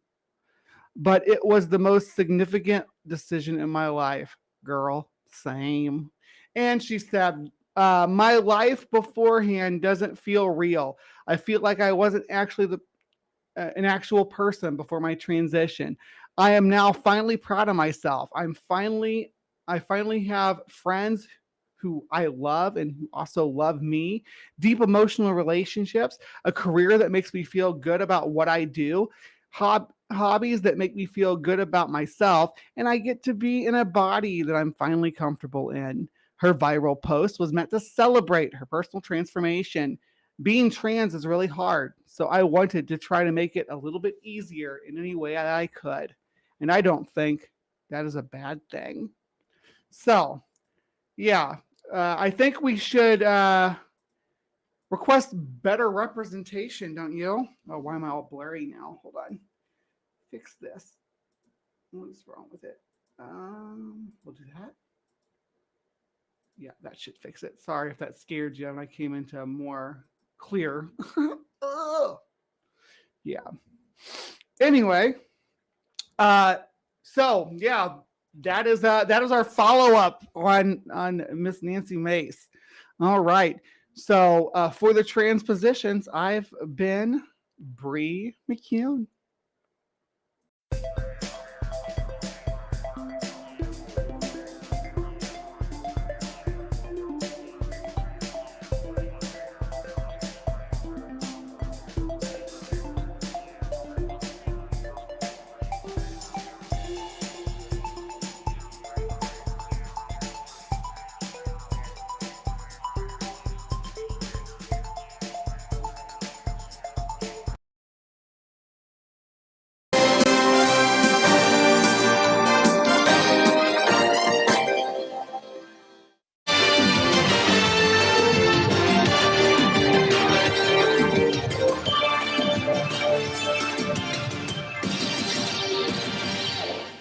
Friends and colleagues, the 144th IOC session has elected as the 10th President of the International Olympic Committee, Mrs. Kirsty Coventry. The IOC has a new keeper of the 5 rings, Kirsty Coventry. What will her win mean for inclusion? And some tried to denigrate, but tonight we will celebrate. 3 years later, a look back at Leah Thomas. Hello again, everybody, and I hope your brackets aren't busted yet. This is Transposition Sports. I'm Carly Chardonnay-Webb. The International Olympic Committee has a new president tonight, Kirsty Coventry, the chair of Zimbabwe's Olympic Committee and a 2-time Olympic gold medalist as a swimmer, will assume the post in June. She was elected today at the 144th session of the IOC Congress in Greece, and it was largely anticlimactic. Coventry won on the first ballot, defeating a strong list of candidates, including the head of World Athletics, Lord Sebastian Coe, and IOC Vice President Juan Antonio Samaranch Jr. Coventry stated that she looked to build on what she called a spirited election to move the Olympic movement forward. I will make all of you very, very proud and hopefully extremely confident in the decision that you've taken today. Thank you from the bottom of my heart. And now we've got some work together. And I would like to really thank the candidates, all of my candidates. This race was an incredible race. And it made us better, made us a stronger movement. I know from all of the conversations that I've had with every single one of you, how much stronger our movement is going to be when we now come back together and deliver on some of those ideas that we all shared. Thank you very much for this moment, and thank you very much for this honor. It's safe to say, from the look of the winner and the leading candidates, that the Olympic program as a whole may be more restricting towards transgender athletes in the future and moving away from the framework for fairness the IOC pioneered in 2021. Coventry, seeking history, drew her hard line last week in an interview with BBC Sport. Do you agree that there should be now, going forward, a blanket ban on transgender women competing in female competition in Olympic sports? I do, yes. And why is that? Because I don't think we're having the discussion around how transgender athletes are impacting male sports. And I believe with the work that has been done with the international federations, the rules that they have put in place, you can see that there has been research and facts done where it's showing a disadvantage to women, to the gender, to the female category. In many ways, Coventry is no different from the other leading candidates like Coe, who put forth his ban for World Athletics on transgender women in women's competition last year, or David Lapontier, the head of the Union Cycliste Internationale, who put up his ban, what I call the Austin Killips rule, in 2023. Just a note to the new IOC president. Ms. Coventry, first, congratulations. And secondly, I want you to consider something, even as you wish to continue to take a hard line. The fourth principle of Olympism. Sport is a human right. That includes transgender athletes, because after all, transgender people are human. Hashtag just saying. Also in world sport, Algerian Olympic boxing champion Amani Khalif was interviewed by Britain's ITV network this week, where she made some blunt, terse statements in regard to the rumors surrounding her from the Olympics last year and the bluster of a certain president of the United States. Your dream would be to win Olympic gold. The second gold medal, of course. A second gold medal in America. In America, Los Angeles. Donald Trump has not been very polite to you. Does that concern you? بالنسبة لهذا الشيء يعني راح نجاوبك بسؤال واحد. يعني رئيس الأمريكي هو دار قرار، هذا قرار يخص الدولة الأمريكية، ولكن أنا حبيت نوضح أنه أنا مانيش متحول جنسي، يعني ما يخوفني ولا شيء، لأنه أنا الحقيقة مانيش متحول جنسي. Khalif, who caught a lot of flack first for a debunked gender test done by the International Boxing Association, now discredited and thrown out of the Olympic movement, and a number of rumors about her being trans that came from a number of transphobic politicians and certain transphobic celebrities and anti-trans advocates, says that she wants to continue to fight. And she will be back in action at the upcoming World Amateur Championships in Liverpool, UK in September. March Madness is underway. The NCAA Division I men's and women's basketball tournaments, the roads to the Final Four, opening play over these next 3 days. And in Canada, the battle among its smaller schools ended last weekend in the Canadian Collegiate Athletic Association Championships. And after the early season controversy over Vancouver Island's Harriet McKenzie and the head coach of rival Columbia Bible College, who complained about her and then have her team rough her up, and it led to late season forfeits, suspensions, controversy. VIU won the conference championship. Both ended up going to the national championship tournament in Fredericton, New Brunswick, and here's the twist. VIU lost their opening game, and they ended up finishing 5th in the tournament.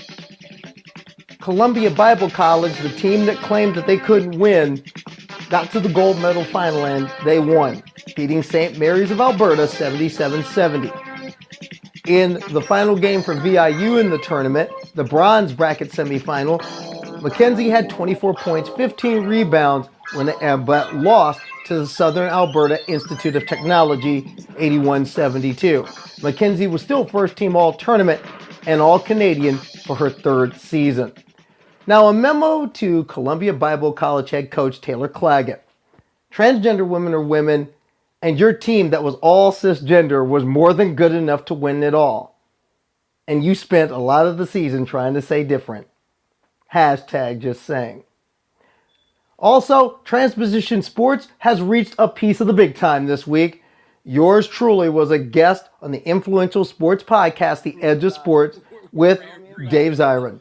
Long known as a voice from the left in a sports world that's lurching fast to the right. He's someone I've read, followed, and I respect highly. And here's a small taste of our hearty discussion on trans people in sports in this rough era. You know, you mentioned earlier Leah Thomas, and I want to ask you a very pointed question about Leah Thomas. When Leah Thomas raced and got that national profile, I called somebody I'm close to who is a trans feminine, very amateur athlete, and I said to her, "Hey, quite a moment, huh?" And she paused on the line and she said with real trepidation in her voice, "I don't think we're ready for this. I don't think we're prepared for what is about to come because of this."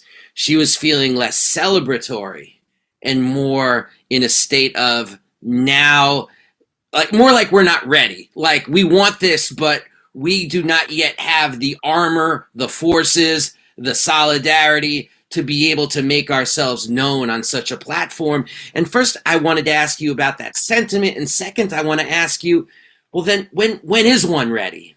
You know, I mean, is there ever that magical point? First, my personal feeling on her winning, I was happy. I was really happy. I got to see her race at Harvard earlier in that season. And you know, journalists aren't supposed to root, but I would be lying if I didn't say inside I was cheering for her. I mean, just to catch a glimpse of her was a big deal. I mean, part of me wanted to. She's talking to her coach when I was like leaving the Notorium at Harvard. She was talking to her coach at the time, getting a debriefing. But part of me just wanted to run up there anyway and say, "You keep swimming, kid," because it was such a proud moment to see that for me and to cover that. And when she won that championship, I was thinking, "All right, she did it. She did it." I mean, it was kind of like. It kind of hit me the same way when I was a 17-year-old kid in high school watching Doug Williams run roughshod over the Denver Broncos in that second quarter in Super Bowl 22. It hit me the same way because at that moment, all I was thinking about was a person who I admire and a person who I was rooting for did the job. Now, your friend's feeling is very valid because those thoughts are there too. You know, what's going to happen because of all this? How will the majority culture respond? And we saw how they'll respond. And all those worries about your friend that your friend put are very, very valid. We don't have the arm. We don't have the arm for this. We don't have the solidarity necessarily to weather this. But I'm also going to say this being. I'm also going to say this being a black person in this society who's heard this my entire life. Is the NFL ready for a starting black quarterback every Sunday? Are they ready for a black head coach? Are we ready for a black figure skating champion? Are we ready for this? Are we ready for that? Are we ready for Simone Biles to be the greatest gymnast ever? Are we ready for Serena Williams to quit walk at Wimbledon? Are we ready? I've been hearing this my entire life. Are you ready? Are you ready? Are we ready for a black Formula One world champion? I've been hearing this in sports my entire life, Dave. And you know what? Whether you're ready or not, he, she, or they are here. And that's what ultimately comes down to. When it's their time, it's their time. And it was Leah's time. Now, if you want to hear the whole conversation with Dave Zirin, link's going to be in the comments. Also, another thing, free on YouTube until March 20th. Will go down in history. A documentary short film on the official UK Association football team of Transposition Sports, Truck United FC. Yeah, any truck goal today would be would be awesome.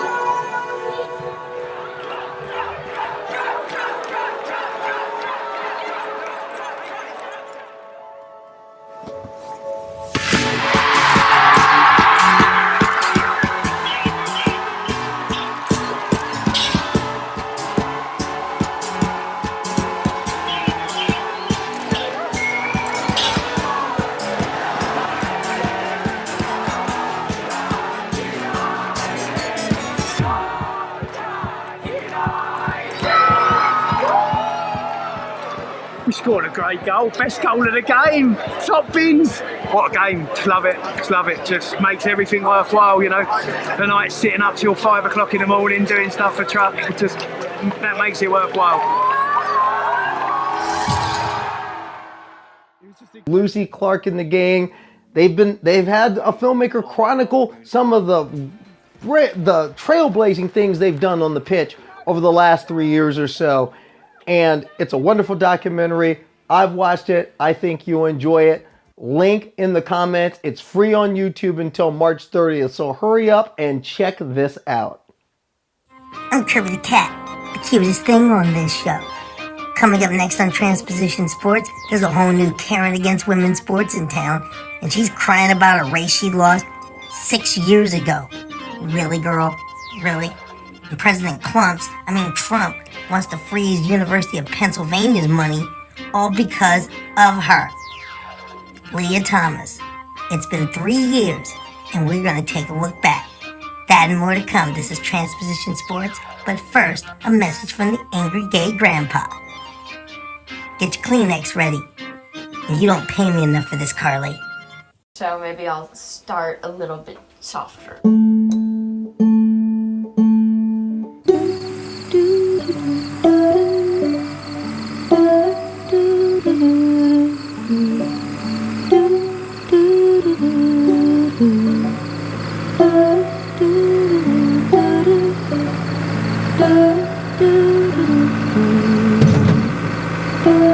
This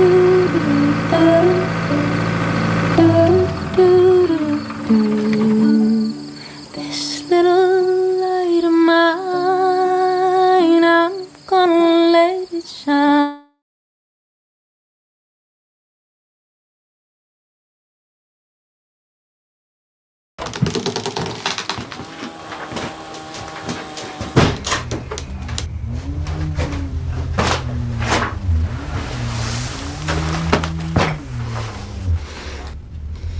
Dad? Before you say anything, I just want to apologize for what I said this morning. I've been doing a lot of thinking. If you want to change your name, if you want to wear a dress. It's a skirt, Dad. Skirt? I don't know the kind of support you need, but let's get you some for all this transgender stuff. Wait. Are you serious? Dad, what is this? Oh, this is me supporting you. This is me saying I love you. This is me not losing you.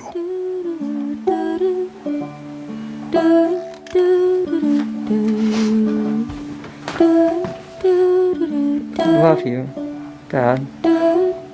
Love you. Holly. This little light of mine, I'm gonna let it shine. Today I'm in Maine for a competition, and I very likely just ran what will be my last meet in the United States. USA Track and Field has been following the IOC's 2015 guidelines on transgender participation, which is the same thing the NCAA formerly based their participation on before they blanket banned trans athletes. 2 weeks ago, I competed at a USA Track and Field meet under those IOC guidelines, and I applied 2 weeks ago to compete at this meet in Maine under the same exact policy. However, at 1 a.m. the day before the meet, just as Boston University did to me, they tried to threaten me by saying they now adopted World Athletics transgender policy. This came despite the fact that they still had their IOC guidelines up in their policy, and there was no information anywhere that they had made this change. Unsurprisingly, they quietly updated their policy without any statement to follow World Athletics, putting in place a blanket ban the day of my competition. USA Track and Field purely did this just to ban me from competing. Now, with the NCAA banning me, with USA Track and Field banning me, with World Athletics banning me, and with colleges too scared to allow me to participate due to Trump's executive order, there is nowhere in the country that I'm able to compete. This is all happening, of course, the same weekend as NCAA Nationals, which I had qualified for and registered for, but they silently took my name off the list without any investigation or any due process because, if you see my name on a list, meets will just ban me, regardless of anything. So that's pretty much it. USA Track and Field has silently banned trans athletes due to my participation. The NCAA has banned trans athletes due to my participation. And World Athletics banned trans athletes back in 2023, despite the Olympic Committee continuously finding trans athletes to have a disadvantage in athletics. And all of this is, of course, without me ever being in the conversation. So I will find a way to continue competing, but I doubt that it'll be in the United States.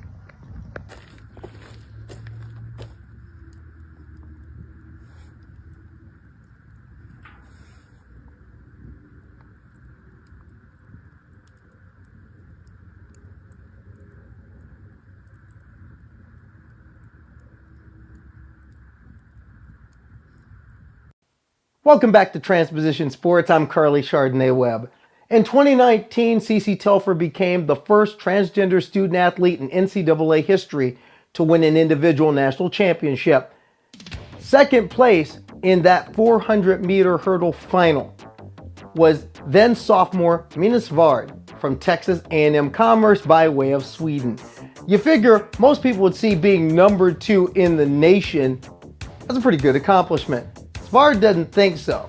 She wrote an opinion piece in the Wall Street Journal on Monday titled, "My Stolen NCAA Championship." I think you know where this is going. You know, if this article was a clue in the $100,000 pyramid, the answer would be things the Alliance Defending Freedom would say. The article misgenders and dead names Telfer, calls her a man at every opportunity, and tries to paint Svard as a helpless victim who, quote, cried a lot that day, and, quote, I was the fastest female 400-meter hurdler in Division II in 2019. Oh, she had much more to say on where else? The Megyn Kelly Show.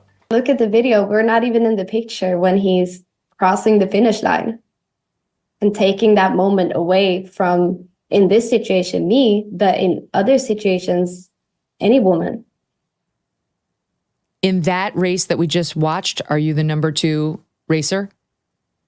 Yes, ma'am. That was the year I placed second at the national championship. And what event was that? 400-meter hurdles. Wow. So if he had not been allowed to race, that's you coming up behind him, you would have been the gold medal winner. Yes, ma'am, I would have.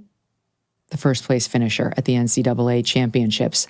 So this person, I mean, it's really unbelievable. You've got to go and look at the video because you'll see that this is clearly a man. He's 6'2". He was born in Jamaica and then took first in the 400-meter hurdles in June of 2019. I mean, right like days later, basically, he decided he's a woman. And there he is. And so when you stood up there as a second place finisher, did you feel like you had to pretend this was fine? Like what was going through your head there on the podium holding up your trophy? I tried to pretend like everything was fine. I remember crossing the finish line and my eyes started tearing up and I wiped it really quick to try to hide it from everybody else. When you're a transphobe that needs a platform, Megyn Kelly's going to give it to you. She's going to give it to you, but here's the facts. Cece Telfer was eligible by every metric and every rule of the NCAA when she won in 2019. Telfer qualified on merit, raced on merit. She won and had a great race in 57.53 seconds. Now, second fact, something that Mina Svard didn't say in her article. Svard is a 15-time NCAA All-American. And by the way, in 2022, at Division II Outdoor Nationals, Svard won the national championship in the 400-meter hurdles after running second and third in her previous finals. And by the way, in the championship race she won, she defeated the defending NCAA champ by 2 seconds. Mina, you're trading your accolades for a membership in the Karens Against Women's Sports because Mina Svard doesn't care about women's sports. She's just here for the transphobia. It's interesting to see this revisionist history now. And you can probably bet soon Svard will be joining the Riley Gaines lawsuit next. Remember, one of the planks of that petty lawsuit is to strong-arm the NCAA into erasing Telfer and any other trans woman who did anything in college from the record books. If the lawsuit doesn't work, however, blackmail might. And that's what the Trump administration is trying to do to enforce their executive order. They've now targeted the University of Pennsylvania, freezing $175 million in federal aid to the school. UPenn did not receive any notice that they were in violation or that the process was ongoing. And in fact, they didn't even know about this outcome until it was posted on social media. The Trump administration obviously wants to make an example out of the University of Pennsylvania because Trump is buddy-buddy with Riley Gaines, American transphobe. Riley Gaines is there. But what this really does is put colleges and universities in a position where they need to balance following some sort of federal directive that's very unclear and unlawful, along with supporting their students and following their values. It is ridiculous to imagine that any person, team, league, institution could be punished for following the rules that were in place years ago. Like to be retroactively punished for following every single rule that was in place. And just now that somebody today doesn't like it, they can be punished. This is an incredibly dangerous precedent to set. This has been the policy for the Trump administration. They've done similar to San Jose State University in the states of Maine and Massachusetts. The common denominator because they actually affirmed the human rights of trans people everywhere, and that includes on a ball field. Now, they say this is to protect women. That's rich coming from a guy who said this. Hey, when you're a star, they let you do it. You can do anything. Whatever you want. Grab them by the... At the center of it all is former University of Pennsylvania swimmer Leah Thomas. She's a student in law school these days. But 3 years ago, Monday, she was in the blocks at the Macaulay Aquatic Center at Georgia Tech for the NCAA Division I Women's 500-yard freestyle final. With 3 U.S. Olympians from the Summer Olympics in Tokyo chasing her, she swam the race of her life. Leah Thomas pulling away over the final 150 meters. Had to work for it. She was pushed over the first 350 meters. Thomas wins the NCAA championship. Ended up very close. Leah Thomas, national champion. Has a nice ring to it, but when she got her championship trophy, you could hear the boos, even as she looked on with a shy smile. So much of the news on her victory was about the controversy or the debate. More attention was placed to what happened 2 days later when she tied in the 200 freestyle for 5th place than when Thomas won a national championship. Oh, by the way, the person who tied with her has made sure you never forgot it. Showed a transphobic ass for all to see, and Leah Thomas lives in her head rent-free. Riley Gaines, a real American transphobe. Riley Gaines is there. Yep, Riley Gaines turning that moment into her career as a professional transphobe. Yet lost in all the bluster and the debate was the joy.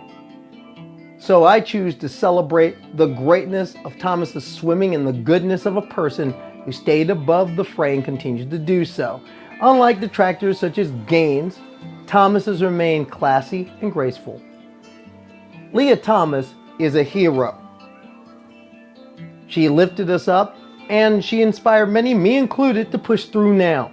She continues to speak out even as she has moved forward with her life.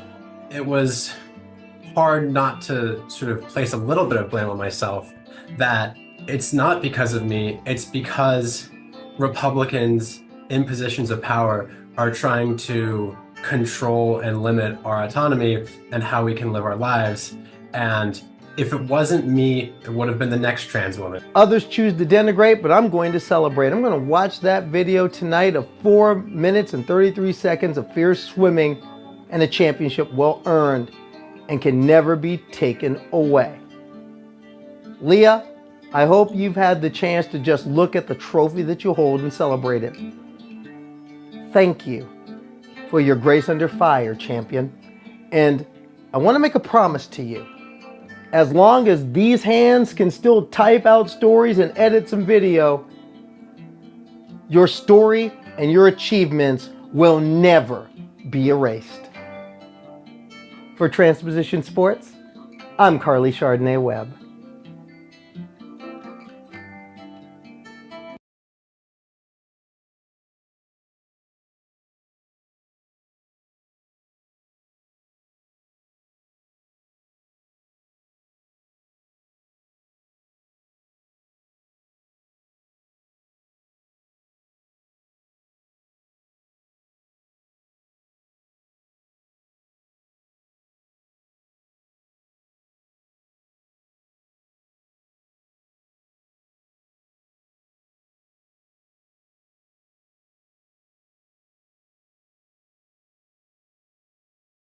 Oh boy.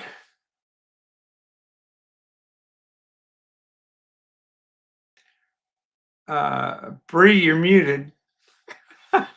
I've been sitting here going on and on about getting stuff or getting. Yeah, well, there you go. You blah blah blah blah blah.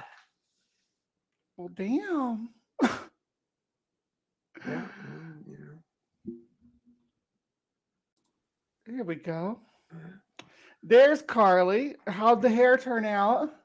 Well, you can see for yourself. Yes. You can see for There you yourself. go. Look Look at at that. Harley the Reaper looking fab as always. Mhm. That was neat to be able to see the process, though. well, I got got a team function for the Connecticut Ambush coming up on Friday night, and I needed some hair help. So today was a good day to do it. Come here, Kirby. So Come Carly, on. Carly, Come on, Kirby. you're Hi. still playing, right? The Connecticut Ambush is still a thing. Yes, I'm still playing. See, the way the rule works is I can play in any state that has civil rights protections for trans people. Right. And most of our regular season schedules in the Northeast. I mean, the only thing that could get a little hairy is New Hampshire because of the laws they're trying to pass up there. Yeah. It depends on how it goes. Yeah. But one thing I will say big ups to the New Hampshire Rebellion, the team we're going to be playing at, because the New Hampshire Rebellion is opposed to this, and their players are actively petitioning to fight it. So their players are actively petitioning to fight those laws up there. So hey, no, big ups to them. Oh yeah. You know, it's well, you probably saw my story on. Yes, I did. You know, it's like here I we mean, are. This is I where saw it. we are. I mean, it's ridiculous, and it's interesting. It may that be ridiculous, but it's real. it is real. It's No, real ridiculous. You no, know. I understand it's real. I mean, I saw Bree's report on Nancy Mace, which Nancy Mace is an example of the issue, is the example of the entire problem. We have people. First off, who put these what congressional districts voted for these complete ignoramuses to go to Congress? I mean, these people, they're in a sane world, and Nancy Mace couldn't even be a night manager at a White Castle, let Not alone treating run a people that way. I mean, Nancy Mace is horrible, and coming after a person who's built their life, have a profession, paying taxes, doing all the things that conservatives say we should do, and still not satisfied. And Stephanie, I saw your report as well, and it all goes back to the central thing that they just don't want us to exist. They just don't want us breathing. I mean, I remember a conversation that I had sitting in my car in the parking lot. You didn't know where I was at the time, but you and I it was a telephone call, and I was sitting in the parking lot of the Portland Yacht Club, and it was right around the time when the first. I forget who it was. I think it was World Athletics that caved. Yeah. And folks out there may not realize I'm actually. I know you don't think that world sports authorities don't think that trans people exist, but they actually know that we do. And some of us have been loud for years, decades even,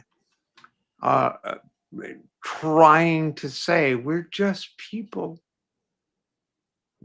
And in our sports, among our competitors, we are just people.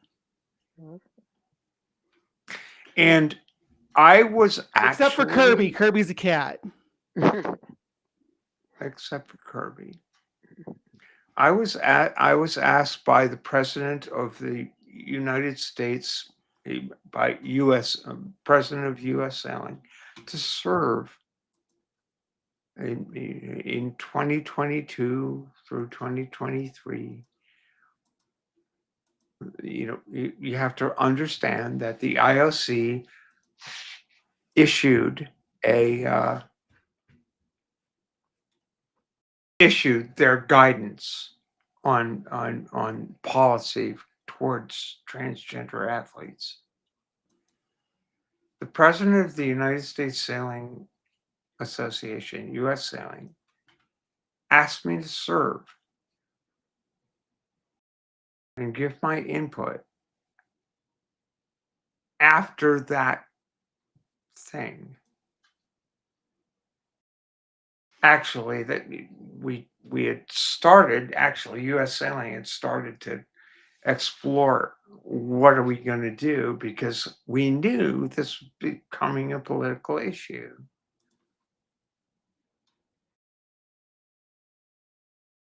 And I remember I served on this task force to develop a policy, and we actually did. Maybe at some point I'll share what our proposal was. Our proposal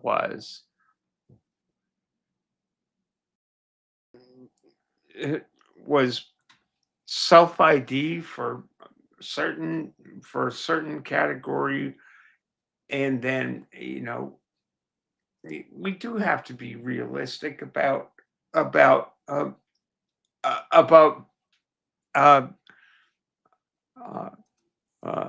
I don't want to say biology. I want to say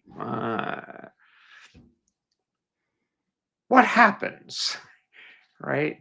There are definitely different things that happen with a testosterone fueled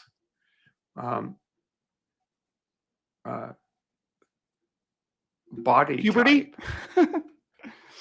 Well, it's not just puberty. I think the puberty thing. Puberty is wrecked so my old. jawline, okay? That's what I'm saying. Puberty Well, wrecked yeah, my but I jawline. think, honestly, Bree, I'm I think that puberty is a thing that's overemphasized. It's we could maybe Ben could weigh in, but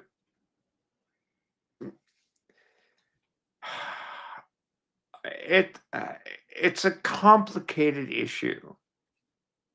The thing that's disturbing to me is that sport had the opportunity to observe eligibility requirements over the course of 20 years, right? And in that 20 years, there really wasn't a problem. And it was weird because I was part of that, right? I was part of that whole thing. It's like, well, yeah, they got transitioned 27 years ago. And it only became a problem. Really, it started to bubble up as an issue in 2018. But it never really became a problem. And the whole the process of going through we really need to make a decision, and we need to and my point of view was, well, is it a problem? Isn't really. Can we follow the science? Yeah, we should. But everyone wanted to say at root, boys are better than girls at sport.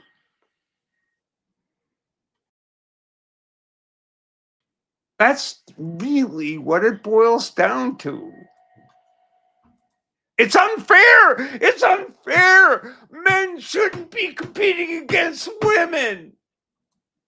And really what they're saying is, boys are better than girls at sport. Right. Like people miss that nuance there. It's horseshit. It's horseshit. Well, It's my thing horseshit. is, You know, if we're you talking can about go, and I really don't think that it helps us a great deal in the discourse around sport. It doesn't help us a great deal to go into the medical stuff, and believe me, I know, you know, I can talk about hematocrit levels and all of this other stuff, and VO2 and fast twitch muscle response and all of this stuff, but I really don't think it matters to the ordinary person who is listening to the discourse. It's basically boys are better than girls in sport. You don't want boys competing against girls in sport. And actually, you know, if you get down to the really thing, girls shouldn't be playing sports. Which is why the absolute, you know, look at what's happening in the rest of politics. These guys turn every fucking issue on their fucking head. They're not talking about sports. They're talking about bullshit. They're talking about fear. They're talking about nonsense. People do not understand. You know, I think that we get tricked into talking about science when they don't care about science. They care about what they fucking feel. And that's it. And we need to be a little bit smarter and tell people what we feel every now and again.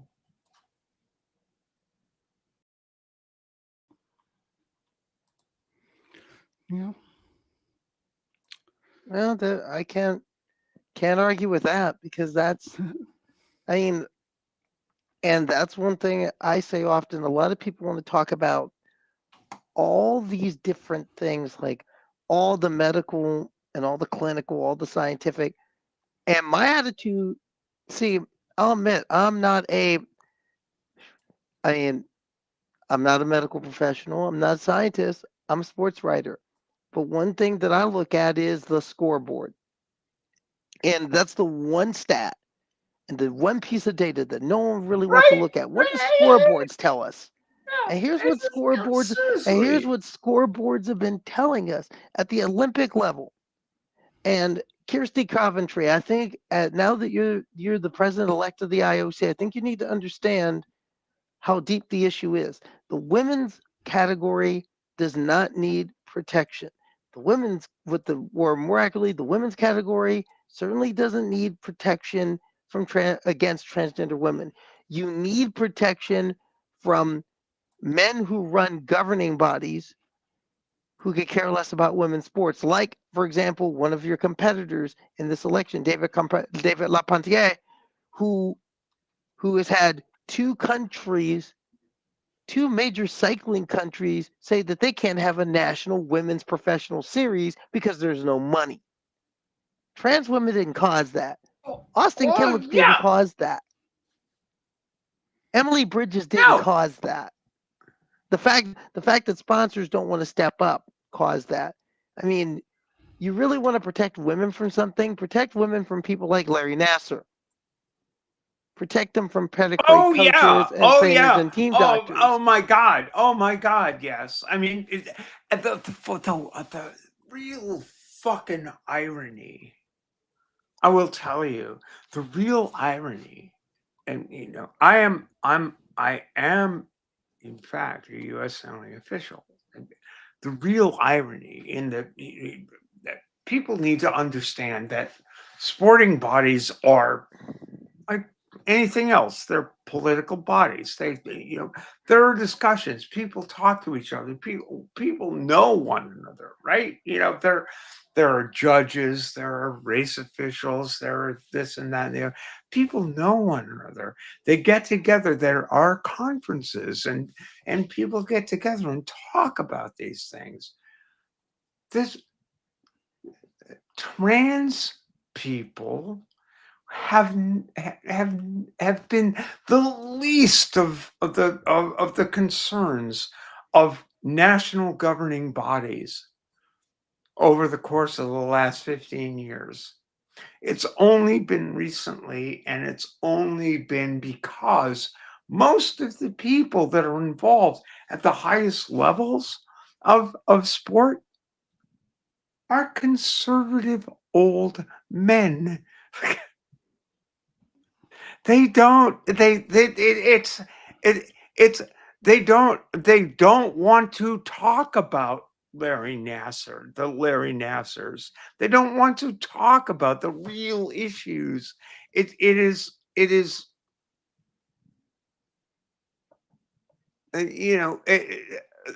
trans people are a throwaway issue politically at the highest levels of elite sport. We are a throwaway issue. They don't care about us. They don't want to deal with it.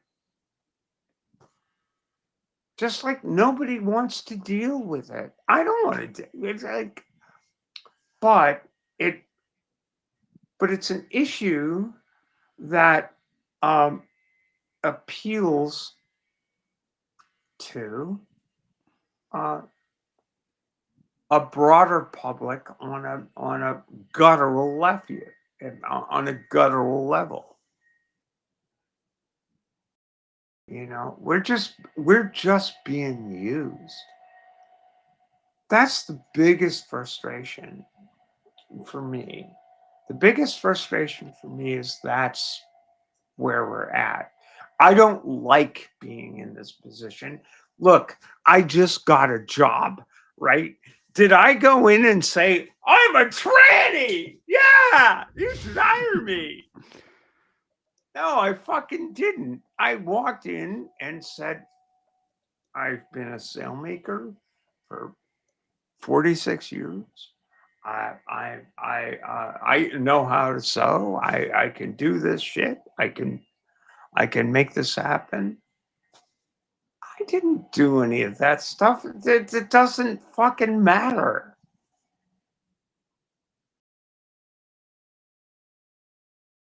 I show up at a job interview and I'm just me, right? Now, why does anyone care? Why should anyone care? And the thing that is disturbing to me is that they are actually passing laws that say that they should care. Right? I mean, my identity documents are now under question. If I have to go and if I have to renew which I do at the end of this year, I have to renew my passport if I want to get out of the country. How far back are they going to go? I mean, my documents are all good. My birth certificate is all good. I'm not the shy retiring type. Anybody who investigates my past is going to find out who I am and who I have been my entire life, and I'm not ashamed of it. I'm not ashamed of it. Why should I be? My friends are not ashamed of me. Why should they be? I don't understand how this cascade of vitriol has fallen upon my community and people like me. It really pisses me off, and it really the thing that galls me to my core. And the thing that makes me so sad is the progress that I experienced through my life. I couldn't transition until I was in my mid-40s because of the opprobrium associated with being a trans person. Who knew who she was for many years and couldn't be herself. And I want to tell the trans people out here, it's like, listen, wherever you are, you do you. You're okay. All right. But God damn it, anybody who thinks this is an easy road is nuts.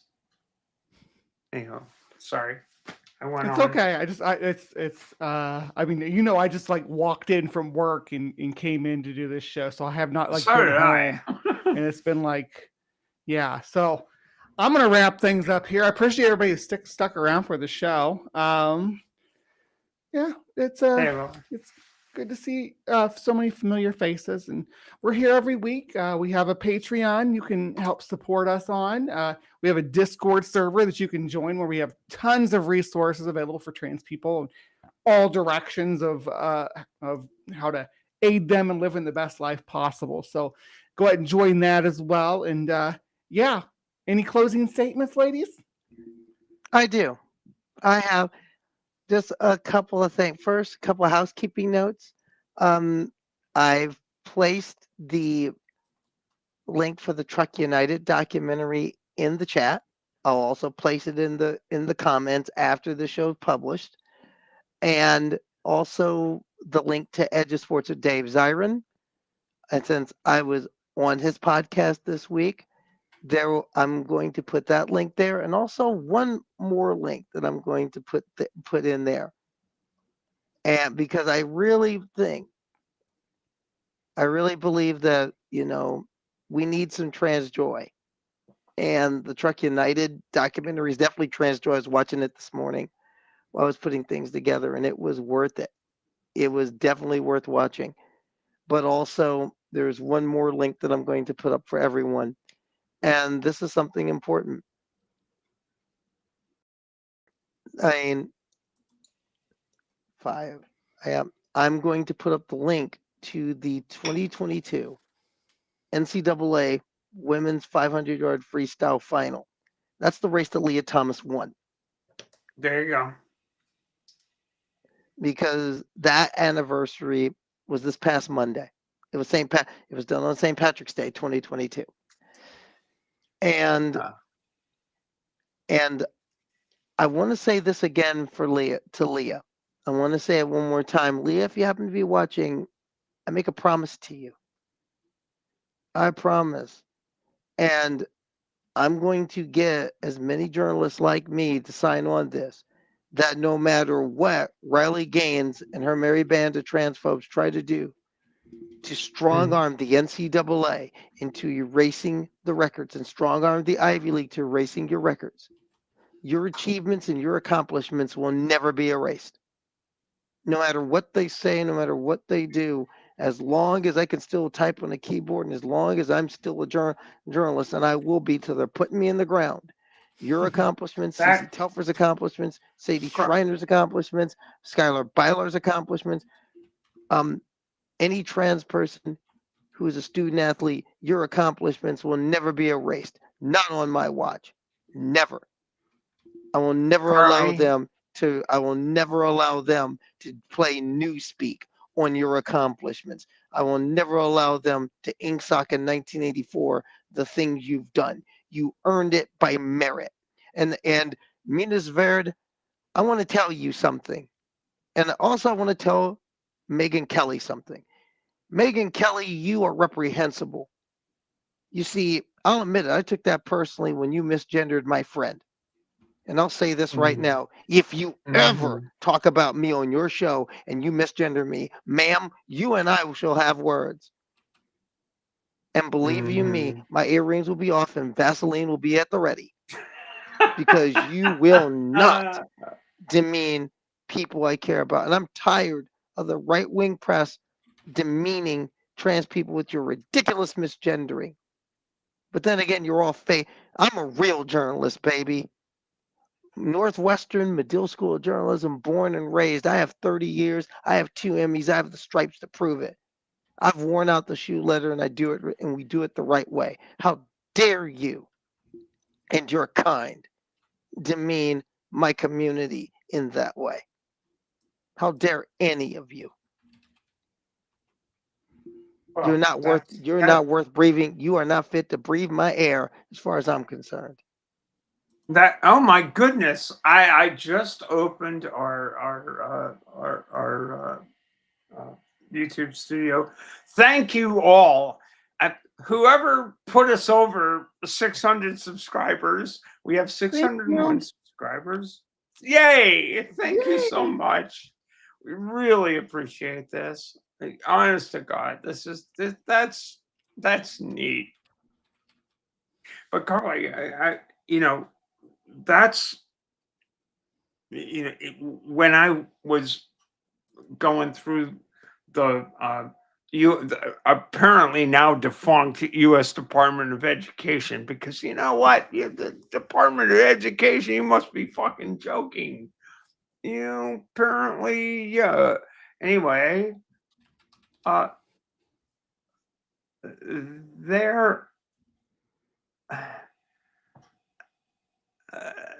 they're saying strip kids titles. We're talking about this particular suit is going after scholastic athletes. We're not talking about. We're talking about high school kids. We're exactly. Gonna strip. All right, I'm gonna bounce because y'all are not stopping, and I have to go. Night. Let me just get this point out of the way, and then we're all gonna bounce. But the one thing that Trump and his merry band of fascists don't understand is that the Department of Education has absolutely nothing to do with that issue. Sporting governing bodies at the high school level in every state in the union are independent bodies. They're independent mechanisms. You would have to sue them directly. And I know at least one person. I know the head of the Connecticut Interscholastic Athletic Conference, Glenn Lenardi. And Glenn Lenardi has already said, by no means are we going to change our records. He's already said that. Right. And in most states, in most blue states, they're not going to, because the fact of the matter is there's nothing you can do to those schools as far as federal funding goes. And Connecticut has already been, one thing about where I live, Connecticut has already been threatened with this. Betsy DeVos threatened Connecticut in 2019, and 5 cities in Connecticut took her to court over it. And that's what needs to be done. You have to be prepared to fight these people. Look, we gotta let all of ourselves out of the room here, because we've been going on for quite some time. So yeah, it's a 2-hour show usually, guys. Sorry. It usually is a 2-hour show, but we want a little bit longer. But we love you all. Thank you so much for your support. Thanks for getting us over 600 subscribers. Please do help us with the Patreon. Help us build the viewership. Like, subscribe, leave comments, all that stuff. And for the Transpositions, we're all here every goddamn Thursday. We'll see you next week. Okay? All I got to do is find my mouse. Bye.